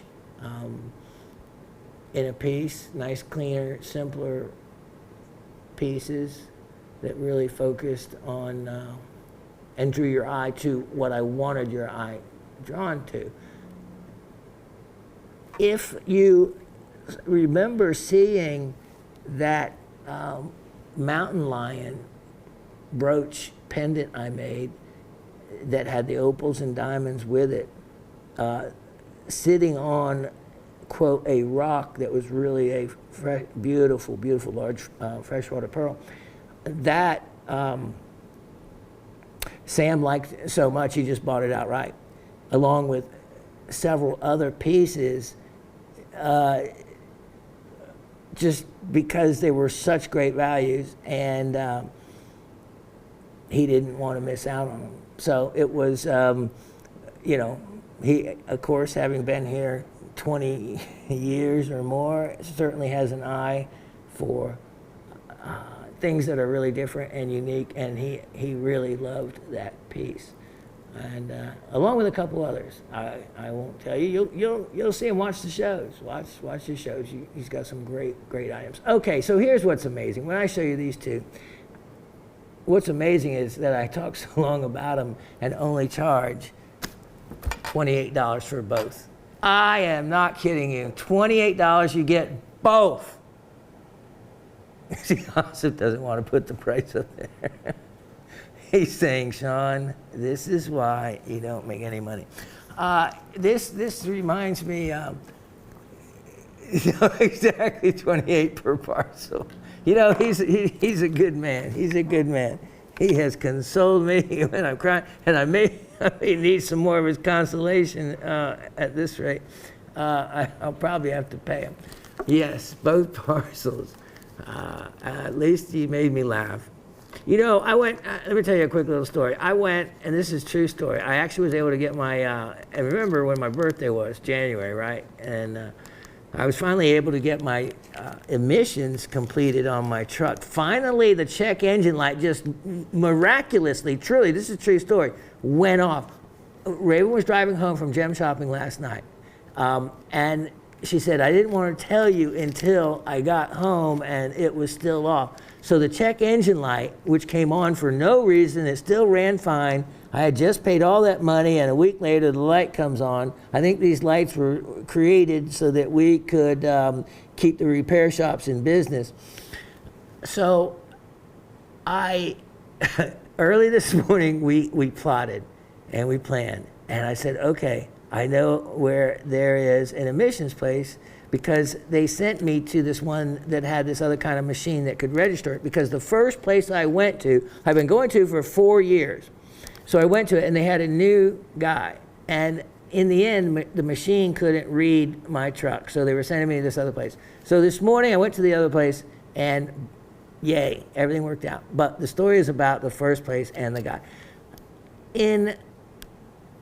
When I interact with people in my day, I try to bring a positive smile to their life or a positive note, and strike up a conversation, give them some self-worth and all. This person was so glum and so speechless that he hardly said enough for me to get, to know what I'm supposed to do, how far to pull my truck up. My truck barely fits in the bays with the mirrors out and all this, and like no guidance, no direction throughout the whole thing. So I finally said to him, I said, Morgan, I said, your day and everybody else's day that you touch as they come through here would be a lot lighter and brighter if you would just smile and share that smile. And he said back, he goes, I can't smile. I don't smile. And that's what he said. I said, well, if that's the case and it's something you physically can't do, then, I understand. I said, but if it's just because no one has made you laugh or smile, then I said, that's a sad place to be in, and you couldn't hate your job so much that you pass that mood on to everybody else that you touch. And it still didn't come, there wasn't any interaction back out of him. So I actually had to go to, this is the other week, I had to go to my, he's a doctorate of pharmacy, and pick up a prescription. And I asked him about that. And he said, some people have a neurological thing that's not quite right and doesn't allow them to smile. And so I just kind of wondered, and I wished I could have been the person to touch his life to make him smile, because I had never had really run across anyone that I couldn't somehow get some little smile out of him, and I just couldn't. And I really actually felt bad for him and in his life, and I don't know. I just wish I could have had the time to just understand him more, and maybe that's just part of it. Maybe not enough people actually cared enough about him. So anyway, it was just a thought that makes me want to tell everybody, pass on your smiles, because if everybody did, the world would be a much greater place to live. $28 for both. I'm sure by the time I've done talking that conversation just now, they have sold, and I certainly understand that is a deal. Okay, now, coming up, we have that. Okay, here, this is a rare opportunity. This is item 110-4823. Now, let me just remind you of a conversation. Okay, let's see. It's 110-4823. It was on the newest list. These are 20.20 carat G to H color diamonds, round brilliant, 3.7 millimeter, and VS clarity. These diamonds, okay, so let me show you. And if you never knew how to open a diamond paper, well, here is your lesson. So you open it with the thin end. In other words, when you peel this back, you get to see the two inner pieces of paper. So same thing when you fold it. So it's always a giveaway when someone hands you back a diamond paper and it's folded all the wrong ways. You know that person hasn't handled gemstones or diamonds in these papers. So these are really great ways to hold gemstones and diamonds. When you have it like that, then you open it up and you have the inner piece of paper and the diamonds are in there. Now I'm going to show you those in a minute. But remember, closing it up, this is when people get it all wrong. You close it up like that, then you fold it, and here is where they go wrong. Oftentimes we'll put that down first and then this. No, you put the thickest part, which is right here. In other words, when I peel this back, you only see the paper there. Remember, when I open that up, you see the tissue. So this is the thickest part. That goes down, and that goes over it. This is considered the front, and the back should look like that. All right, what I have are, if you remember that diamond ring that had 5, look at the color in these, 5 diamonds in it, and it was 100 exactly. Well, these stones, I took that ring, nobody bought it, So I scrapped the gold, took the diamonds out. One diamond had a little tiny inclusion that it still would probably have been a VS1, a VS2, but I took it out just so there would be no confusion. These stones all measure exactly the same. They are very well cut. You can see the color. If there's any yellow in them, it would show up, and then it would have to be a J. J is about where you start seeing color. These could be even whiter than GH. I just made it real conservative. And you look at the color of a diamond through the side. You don't look at it straight up. The cut will, there's 3.7 millimeter. Oh, we're selling them individually. How many stones are there in total? There's just going to be one stone to each price. Yeah, so there's a quantity of 3 available. All right, so All 20 points? Yep, all exactly 20 points each, all exactly 3.7 millimeter, and all are completely loop clean. I couldn't find anything in them. So that would easily make them VS1 or better. They are very well cut, and you can buy one or all 3. If you remember, I had a 1/4 carat that was available, and it was Miss Sue in Texas that spotted the deal, and she said that she knows that I think she paid for a diamond that was a color not as nice or as desirable, and it was like $600, and I offered that 1/4 carat that was of a nicer quality for only I think it was $188, $198, something like that. And I would not have been able to replace any of those. Same thing here. Well, these are considered 1/5 of a carat. They're 20 points. There's 100 points to a carat.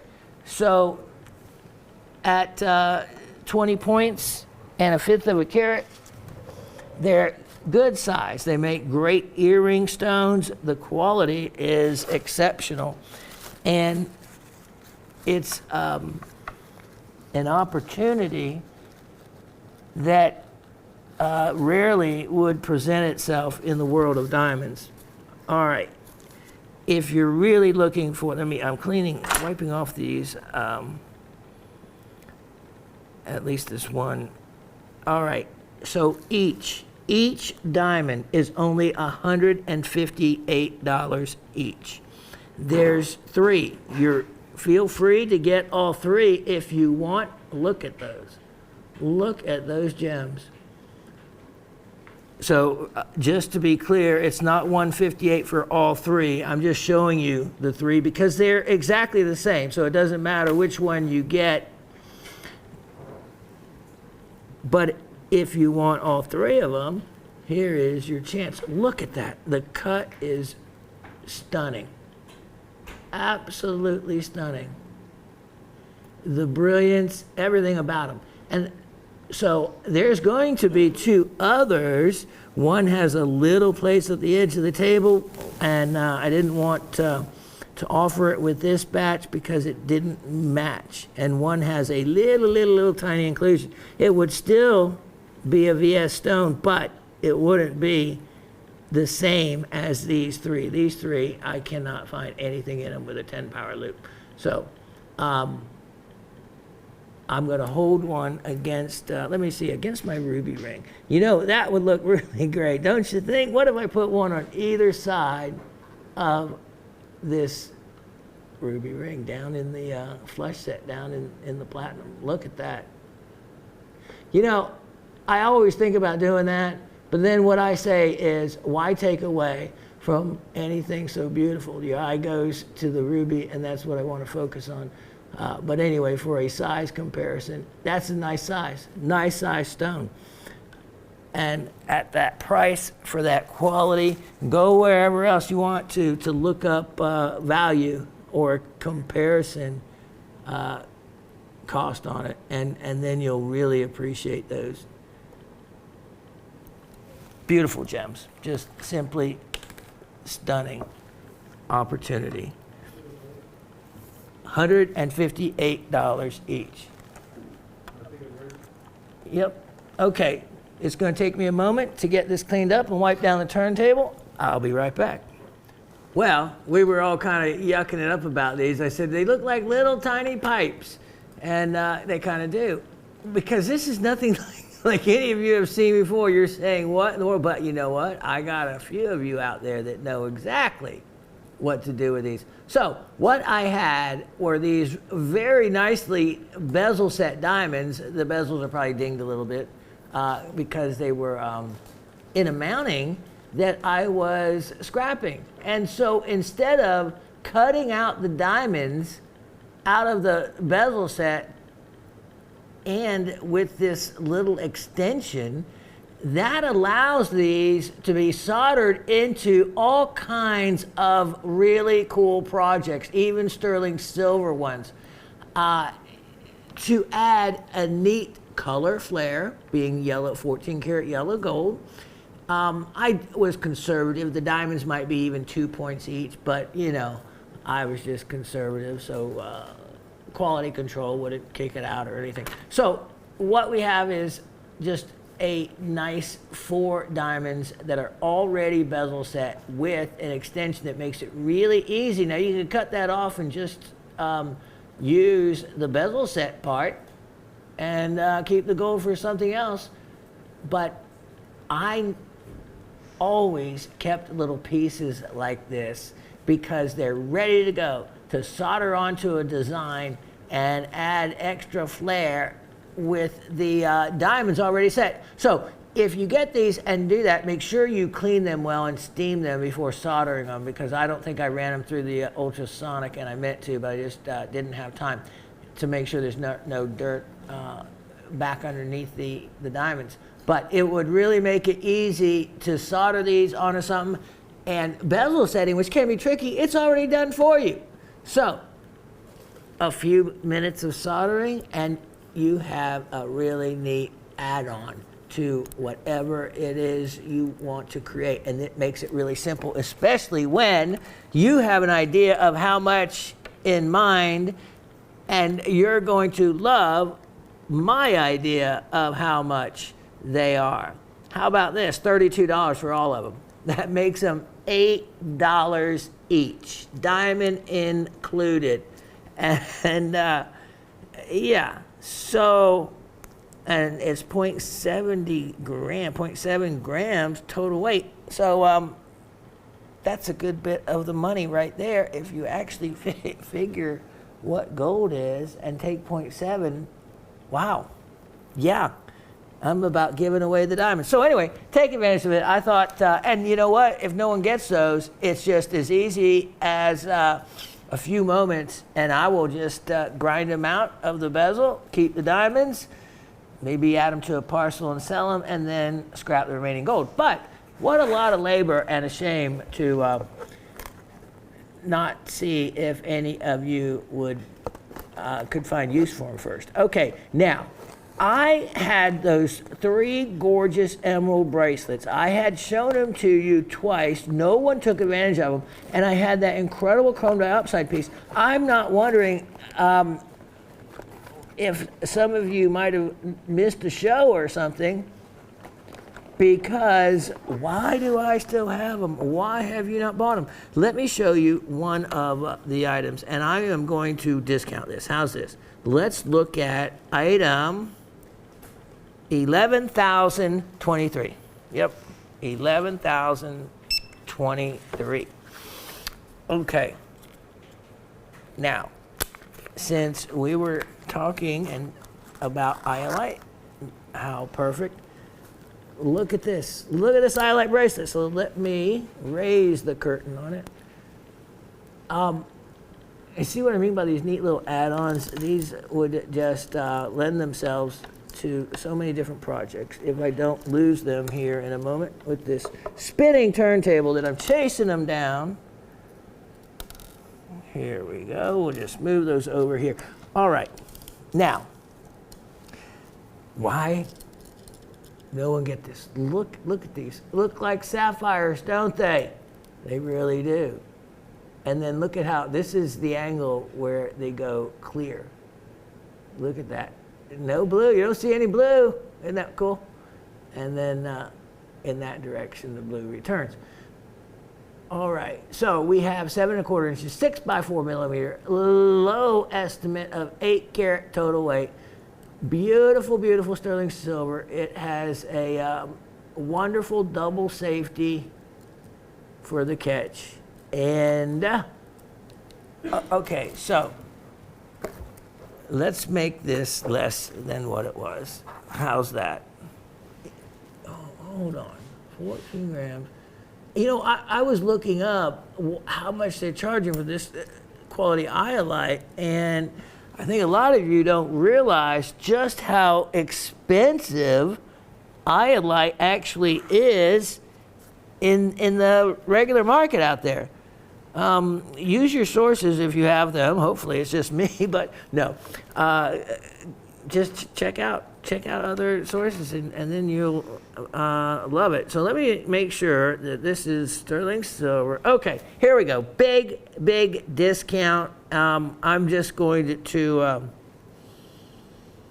do it, and if it sells, fine. If not, you may see a parcel of iolites out here, but you know, they're all set, they're ready to go. It would be a shame to do that. But oftentimes I can sell them loose and come out better. I don't understand it though. All right, here's your chance, and I'm not kidding you. I think I'm going to really do this, and then it's going to be take it or leave it. This is going to be a final opportunity. $98, $98, and that is a sale. That is a sale. Now, like I said, most of the times I can't do it on any of the emerald bracelets. We're at the bottom dollar price. Okay, let's visit this other bracelet before I take all the stones out. This is 1099923. So you can see I did this one right before I did the other one in this sequential numbering. All right, look at this. Look at the two together, though. Mother Nature is incredible. Okay, what you're looking at are two stones, the iolite and the chrome diopside, that in nature are completely natural colors. Isn't that neat? And the other thing is, iolite is not and can't be synthesized, nor is chrome diopside. So it's kind of neat. We were talking about diopside a lot earlier this morning regarding the black star diopsides. Well, isn't it amazing that this is the same color? I mean, the same gem chemically, just with a little bit of chrome. Amazing what it does. And look at the iolite. Look at those two natural colors. Wow. Neat stuff. Now, let's focus on this. Wow, that's beautiful. Okay, and what you also have are, look at these zircons. Natural zircons, and we talked about those, how they are dichroic. I mean, not dichroic, I mean, have such strong double refraction that the birefringence on them is so much. That means the difference in the high and the low of the refractive index, that when you look into them in the pavilion, it actually doubles the facets. You can see the double, just like in peridot as well. And blue zircons. Blue zircons will do that too. And that's what we're looking at here. Look at the faceting of those marquees. That took a lot of matched goods. Look at the color match to those. And it would be a shame for all that labor, because it's difficult, and I'm sure they broke quite a few of the marquees setting them, because that does happen with the marquees, for me to tear this up. But if it doesn't sell, then I would. You know, because a lot of the other shows, they don't work with silver. I can. This show does. And this is, in this show, is your chance to get price points that aren't available anyplace else. Look at that double figure 8 safety.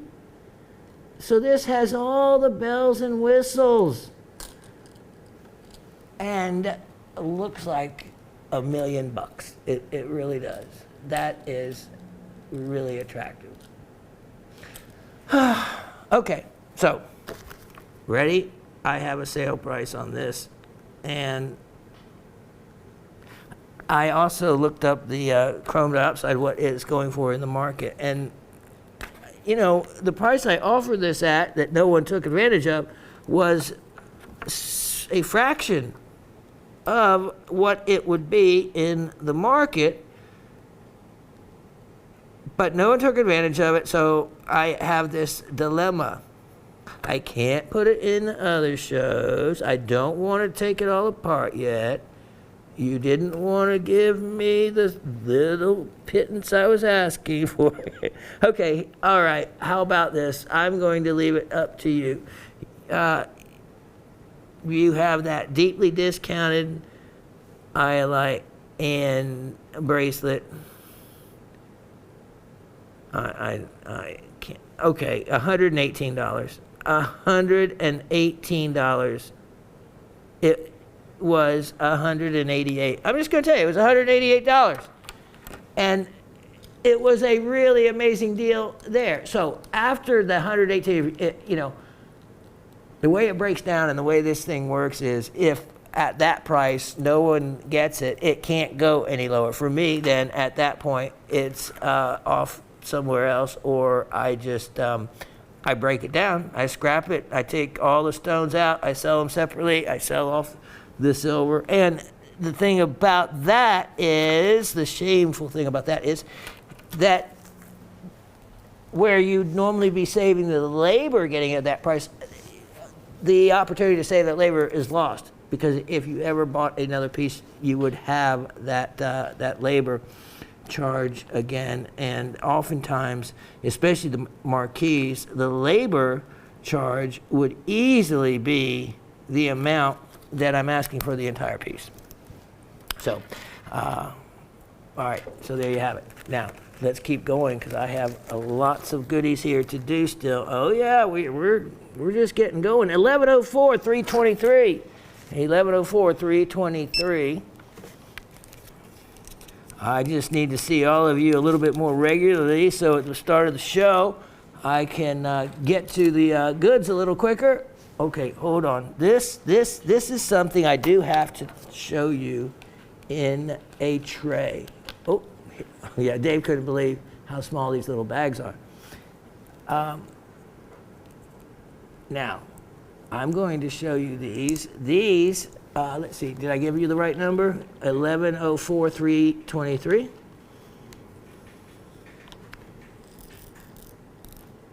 This is a rare opportunity. Zambian emeralds. I'm not kidding you. And you know what? They're easy to tell. The color. Zambian emeralds. They are a carat 56 total weight. They're 2.5 millimeter.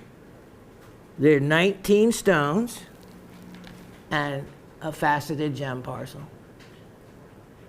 Look at these. Look at that. Look at that color. That is exceptional. If you never knew, you probably never really saw Millie, the smaller Zambian emeralds. Pakistani emeralds run in these color ranges too, and are exceptional, especially since they don't mine them that large. They're not found that large. So the smaller sizes, they do find them in the Pakistani goods. And these smaller stones, you can really look at the saturation of color. So a lot of times in gemstones, color is derived from the size of the stone and the color being intensified by the depth.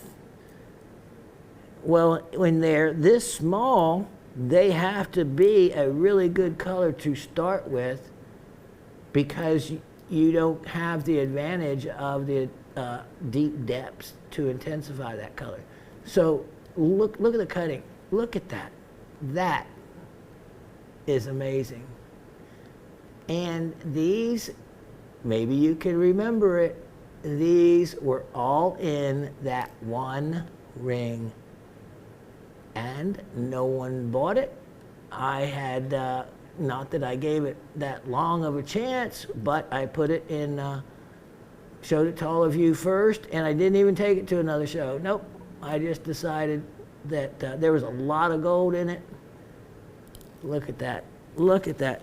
And there was these beautiful, beautiful gems and an opportunity. These are so obvious by way of the color and by way of the inclusions that you know they're not Brazilian. When you see enough emeralds, you know they're not Colombian. These are an opportunity, a really, to think of what these would actually cost, you'd be astounded by how much they're asking for stuff like that in the market. But for all of you, you're going to love this. And I have to make sure I haven't lost my marbles when I tell you how much these are. Okay, do I have, is this the only, yep, this is the only parcel, folks. Okay, so price on this, there are carat 56, 19 stones.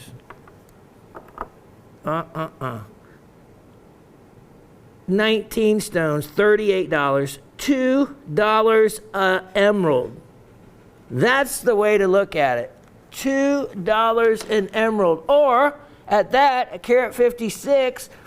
So you do that, you half that, you take another, what is that? $24 a carat, something like that? I don't know.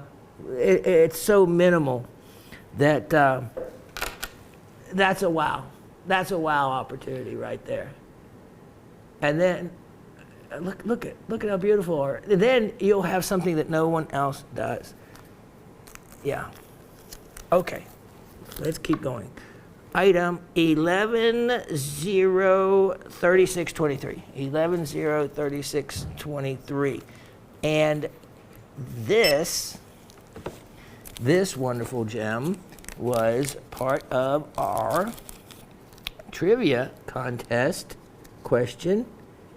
And now, you may hear a lot of people always talk about the peridot being the space stone. I don't really know where they get that from, but they probably get it from the fact that peridot belongs to the olivine family. And the olivine family, yes, in pallasites, and I've had an incredible Esquali stone before here and sold it in this show. And that does have incredible nickel, and it really does look like peridot, but technically it's in olivine with it. So, but in general, these peridots, no, they don't see space. The true space stone would be moldavite. That's the one that is from ejected material up to the outer atmosphere of the earth, and then gravity pulls it back down. And so it reaches the edge of space. It's not, it's a tektite, and it's formed from the impact of a meteor with the earth, ejecting material to the outer atmosphere. That material, under heat and pressure, the silica converts the silica into a glass form and comes down as a tektite. Then it's named after the area that it falls. Then, so you have that side of it. Then the true space stone are only the olivine that is found in the pallacite gems that are extremely rare. And I had one that had gem quality, and like I said, you might remember it, a beautiful stone. But anyway, here's incredible peridot. Look at this match. So you can tell this is another match from a bracelet. 21 stones, 7 by 5 millimeter, 8 over 18 carats. Look at that cut. Look at that cut. Now, I don't know exactly probably where they're from. Of course, the sources, the modern sources now are China, United States, Pakistan. I love the Pakistani material crystals because those crystals have that really cool lugwit in them that looks like, everyone says rutile, but it's a great cool inclusion in them. And then you have the Burmese ones. Burmese, and I can't wait to facet the Burmese rough that I have. It's going to make some beautiful, beautiful gems. And this is a really lovely, lovely parcel, 18.45 carats. And when I was looking up what peridot actually sells for in this exact size and quality, it was, again, quite surprising compared to what my mind had in order. And so even after seeing that, I didn't change my mind. I didn't change on the price. So, and that's how I do it. I put a price in my head, and then I go and look, and then see how inexpensive I'm really offering some items for. And but I didn't change it. So here's your opportunity. 21 stones, $48. Only $48. So you're looking at $2.50 each or something like that. Not a lot of money. 48 for, then you look at the number of stones, 21 stones. So, you know, and then you look at the carat weight, and you're talking about, again, looks like $2 and less than 50 cents a carat. So, beautiful, beautiful gems. Look at this. This is going to be one of everyone's fave. This is item 11. Let me hold on. Let me look at this. Yep, 1103 523. 1103 523. And this may surprise you. It kind of did me, but I was looking up some stats on this gem. The number one selling gem in the world is sapphire. Now, it didn't specify exactly the color, but sapphire in general. The second biggest selling gemstone in the world was blue topaz. Blue topaz. And not just topaz in general with the mystic colors and all, but blue specifically. There's 3 shades of blue that you'll see. There's the sky blue, which is a lighter blue than this. There's the Swiss blue, which is this color. And then there's the London blue, which is an even darker blue. Now, all these blues are treated. And with the longest treatment time being the London blue. Treatment time includes the cooling off period after they are treated. There's a lot of actual paperwork involved because of the treatment and the cool down portion, and that is what makes topaz actually cost more, because and why you'll see sky blue topaz out there a lot, because it has the least amount of time to cool off. And I'm just going to be frank with you. I'm actually Shawn, but I'm being frank at the moment. When they radiate blue topaz, the type of radiation actually causes it to be to have a signature, a radioactive signature. Not a strong one, but one that has to then cool off. The sky blue can take 6 months. The Swiss blue somewhere in between. The London blue topaz stones, a manufacturer of the London blue stones has to hold his goods on an average of 2 to 3 years for the stone to be saleable. And everything is checked. They have to go through a process that is tested and then certified and then able to be introduced into the market. And you know what? You know, I have the the Geiger counter, and I have checked every single blue topaz just trying to find a hot one, and I never have. Nope, there's no signature at all. You would never know it. So that is why you'll see the price of London blue topaz, because they have to hold on to their inventory for years before they can sell it, and that's money. Time is money, and you have to understand and consider that, and then it does make sense. This is my favorite color, the Swiss blue. This is the brightest, prettiest color, in my opinion. I just happen to really like the brightness to this material. Just like there's an apatite that's close to this color that I really like. But here's what makes topaz so wonderful, the hardness. A hardness of 8. So it's going to wear really well in jewelry. 7x5 calibrated stones, 19 carats, ready, set, $38 for all of them. Only $38. It is a deal-a-rama right there, indeed. Now, item number 1104-123. Let's look at this. I have, let me put these in here, and then I'll get out this, and what I have, well, let me show them to you in the bag. We'll keep them in the bag. Ah, look at that zoning. I like that. It's the real stuff. Look at those beautiful pear shapes. Nice matched goods. 5 carat total weight, 8x6. Well, there's 4 stones that are 8x6 millimeter. Then there's 3 stones that are 7x5 millimeter. So you can see the difference in the size in the bag there. So what a great item to have on hand to create drop earrings, to use in some kind of other design, whatever you may want, but the price is what is right. $18 for all of them. Only $18. That is opportunity. Now, let's look at this. Item 1103-423. 1103-423.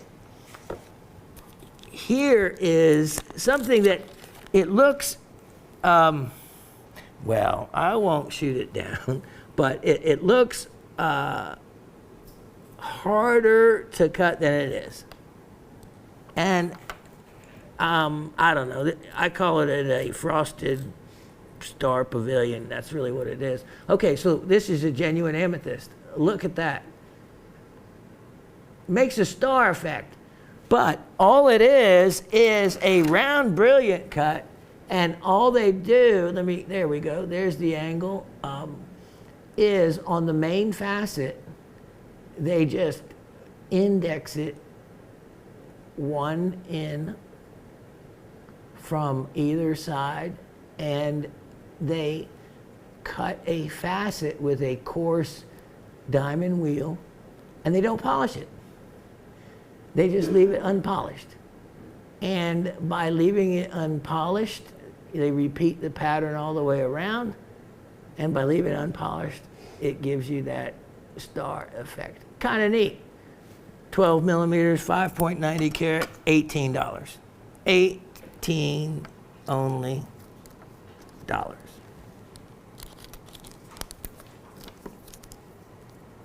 Okay, we did that. Let's see. I showed those diamonds. Okay, here we go. Item number 1104-423. As the clock is ticking on us. And let's see what we have here. Oh, yeah, I'll take these out for you. Now,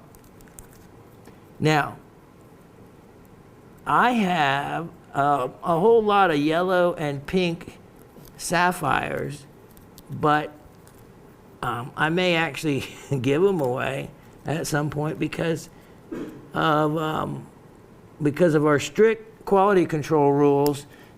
a lot of the pinks and the yellows in the market have been beryllium treated, so it's difficult to say which ones have been and which ones haven't. So gem shopping without certification,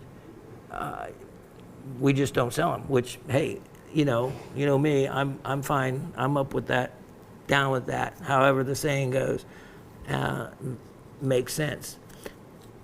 These, though, are different. These are natural sapphires, and they're from Thailand. I spent several weeks in Kanchanaburi, where they have the big Bopoi mine there, where they get beautiful black spinels. These are some light greens, and these are some wonderful blues. They have good color, but the clarity a little more translucent than transparent.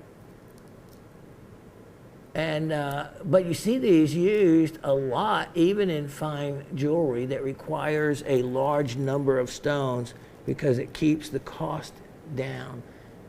Because sapphires can really cost some money in this color when they are cleaner. So here's a kind of a neat mixed parcel right there, 12 stones, 4.95 carat, $38. $38. I am just unloading prices on you without having much common sense to them. Okay, let me look through this really quick. I am was certain that you would be interested in some of these other pieces of jewelry, but let me show you.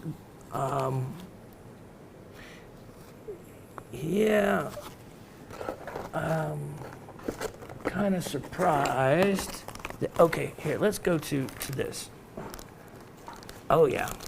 Here we go. Let's look at item 1105. Let me see. Let me read that correctly. 1105. Shawn. 1105-023. 1105-023.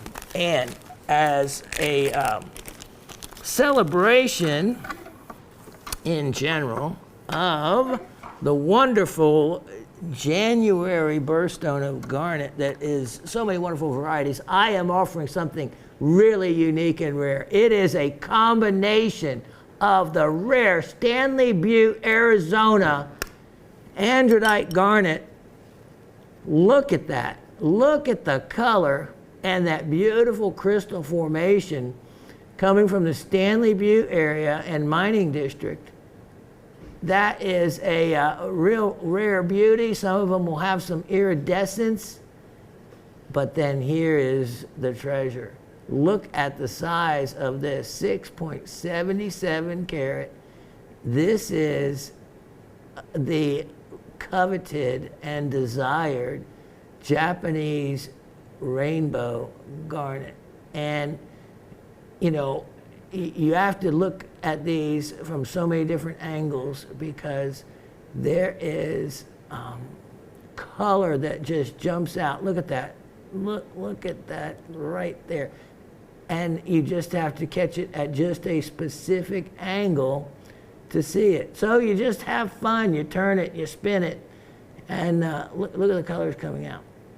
And then all of a sudden, you'll see the color. If you have a flat polishing lap, these little marks on there can actually be polished off if desired. This has a really nice look at that color, multiple crystal cluster shape to it, and it's a look at the green coming out of there. See, we didn't see that before. You just have to turn them. The color's there.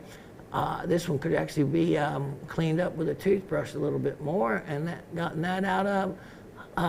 This, as you know, is a rare treasure. The two together in the world of andradite, these are like the like hen's teeth. These are the collectible pieces in the world, in the show.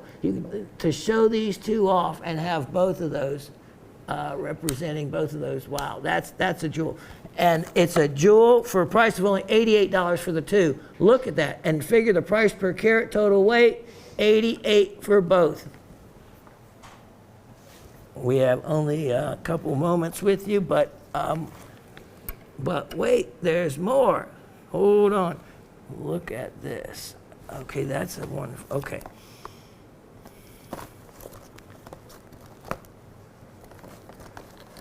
The Atocha charm no one wanted. I couldn't believe it on the gold one. The silver one sold, but no one wanted that gold one. That was at a fraction of the price of what it should be. Let me show you something. This is a great item. It is 1045 822.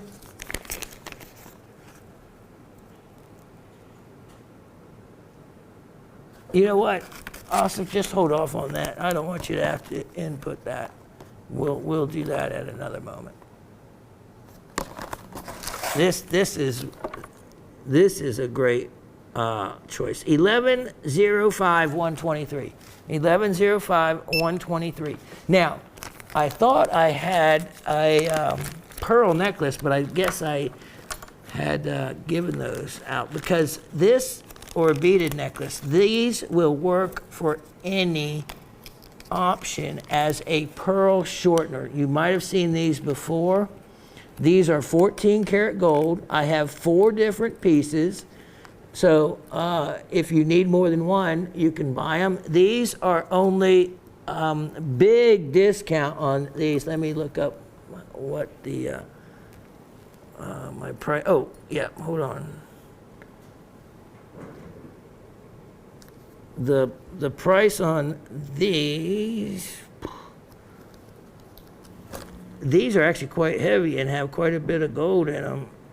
Yeah, only $68 each. Only $68 each. And look at how functional they are. All right, so they're 14 karat gold, and what they do is, of course, you can clip these between your pearls, and they just, see this? You can just snap it closed. All you have to do is push on that little part right there, and boom. And they're quite strong, but very, very functional. All right, so you can clip those between 2 strands of pearls to shorten them, or not just pearls, but beads of any kind. Let's say, this is just an example. So let's say you have a little watch piece like this or anything like that, and you need to run your chain through it for it to go the other way. Well, this is another function of this piece, because you can just put it through there and close it up, and then you run your chain through there, and you have your way to your bail and the way to wear it going the correct direction. Then something like this, if you have it and you want to put it on a charm bracelet, again, you can, if the ring is big enough, I'm not sure if it is on this one or not, but you can run it through the ring, and then you can also then run it through your charm bracelet and clip it through that and use it for that. So there's other functions. The pearl shortener and bead shortener are fantastic. You can use it, one of them, for multi-purposes, or if you don't want to change them out, get a couple of them, and at only $68 each, it's a great, great opportunity for you on that. All right, I think we have a time for another item here, and I want to, let's see which one. Okay.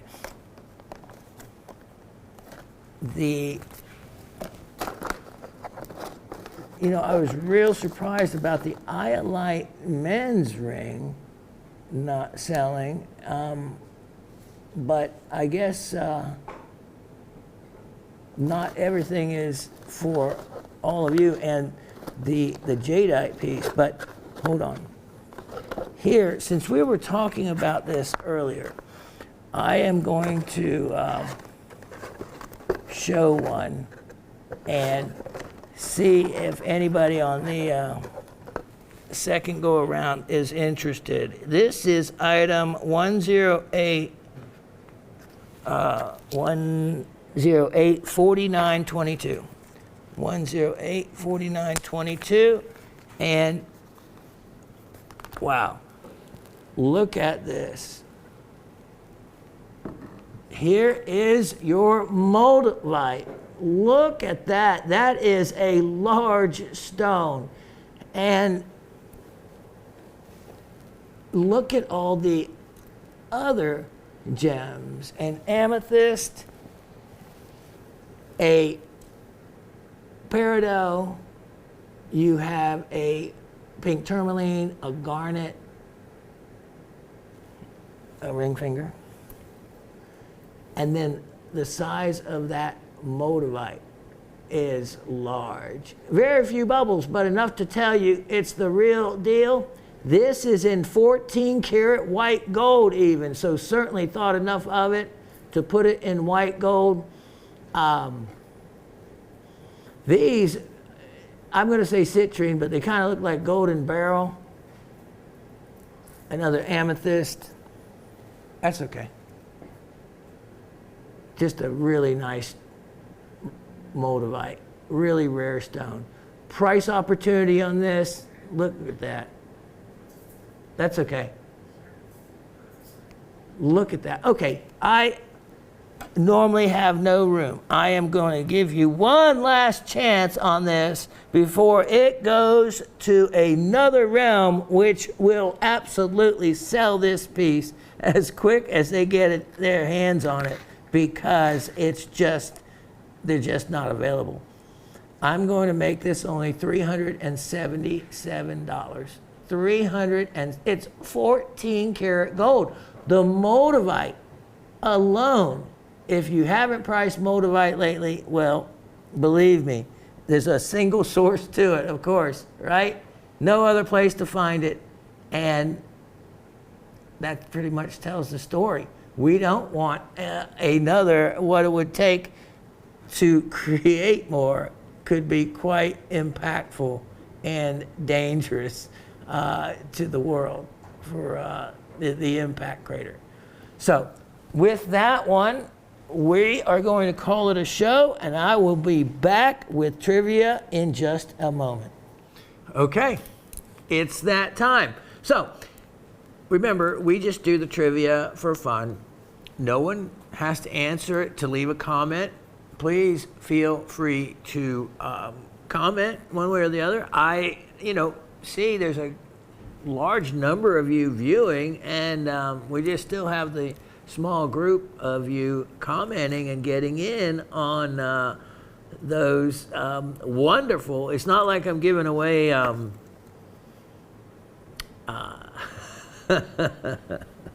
not going to say why I'm laughing. Actually, some time ago, no, I'm not going to say it. There was a giveaway done. Yeah, I guess I am saying it. Where they give away like a 10-point free stone. I mean, like a 10-point citrine, and that was the freebie. So it's nothing like that. You get good stuff, and other times some really good stuff, like the moldavite, and I don't know. Over the years, there's been a lot of good stuff given away. So participate in that, and like I said, there's no wrong answer. If you participate, then you get the credit for trying always, from your school days. Okay, so for the trivia, again, you have to go on your memory just to review the rules. There's no going back and replaying it to find the answer. We just go on kind of a trust basis on that. And yeah, that's it. I guess I want you to use your memory as you listen to the show, so that as much as possible sticks and sinks in. I know how hard that is the older we get. I struggle with that myself more than I used to. So I understand. I truly understand that. And but at least all of us try, right? And you know, I learn things from all of you all the time. And you certainly challenge me when there are things that have been brought up from unusual words to talking about color change zircon due to lighting a match to it. Yeah, but we have fun, don't we? Okay, now I have 2 trivia questions for you, and then I'm going to throw in actually a third one for extra credit. It doesn't have to do anything with whether you get it right or wrong. Won't affect your ability to get in on questions 1 and 2. It's just something that I just want to see how many of you from listening in the past might remember something from it. And it's a pretty interesting fact because we've been talking about the mineral. Okay, so that would be number 3. Let's get to the first question. What are the first and second most popular stones sold in the world? And name them in that order. So what is the most popular stone sold in the world, and what is the second most popular stone sold in the world? All right, that's question number 1. Question number 2. What is the name of an iron nickel meteorite that contains olivine in the form of gem quality peridot? There's a particular name they give this type of meteorite. So I'll repeat that. What is the name of an iron nickel meteorite that also contains gem quality olivine in the form of peridot? And that's where you get the association of the space stone with peridot. But it's not like every peridot you see, you know, which you won't see has come from outer space. That's not the case. I actually had an incredible one of these that I regret having sold it, because I sold it for far below the value. But it was a beautiful piece. So, all right, so what is the name of the type of iron nickel meteorite that contains olivine in the form of peridot? All right, those are the 2 questions. Now, just for a little extra credit, but it won't have anything to do with, you never know. I might give away something for it, I might not. It just depends. I just want to see how many of you might get this right. All right, so we've been talking about those incredible, beautiful andradite garnets, the ones coming from the Coast Mine, which, by the way, you know, the one in Japan, and it was closed in 2005. The discovery of that particular deposit was found around 2002. Well, it drew so many people to the area that they have strictly forbid mining and digging on that spot, and to the point where arrests are even being made. So that is definitely a no-no, even though it is the most desirable by far iridescent rainbow garnet in the world. There's not even a close second. So anytime you see me offer one, make sure you don't leave it behind, or you're leaving dollars on the table. All right, so this is the question.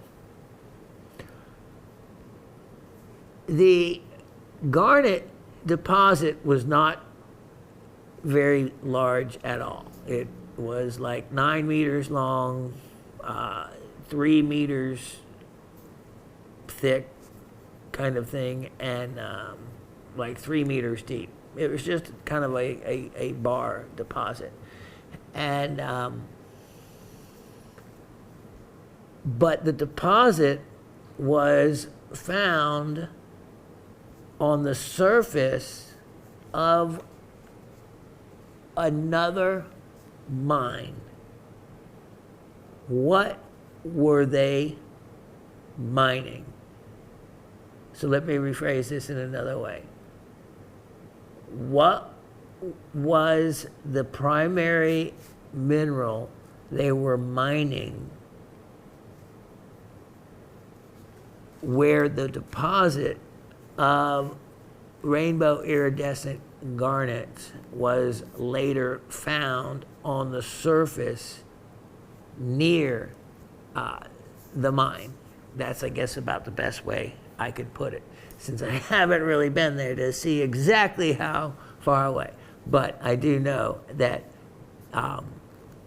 that the garnet deposit was just a complete surprise and had nothing to do with the primary deposit that they were mining. So what was the primary deposit associated with that mine where the garnets were found on the exterior of the mine on the surface? All right, there you go. Good luck with that. I hope everybody has a great week. And now going into March, I mean, wow, marching on, aren't we? It will be spring by way of the date here, way too quick down here in Georgia. And it doesn't look like we're going to get our one little snowfall I hope for every year. You know, I watched snowfall up there in Minnesota. Wow, I'm sitting there and we're wishing we had something like that. And they're up there wishing that they had our weather. Isn't that something? It's the way it is. Grass is always greener on the other side of the snowbank. All right. Love and hugs to all of you. I, again, so appreciate all your support. You know, do what you can to help the show, and so I can keep coming back here every week with more and more goodies to show you at ridiculously unprofitable prices, and that way you'll get a deal, and maybe I'll get to stay another week.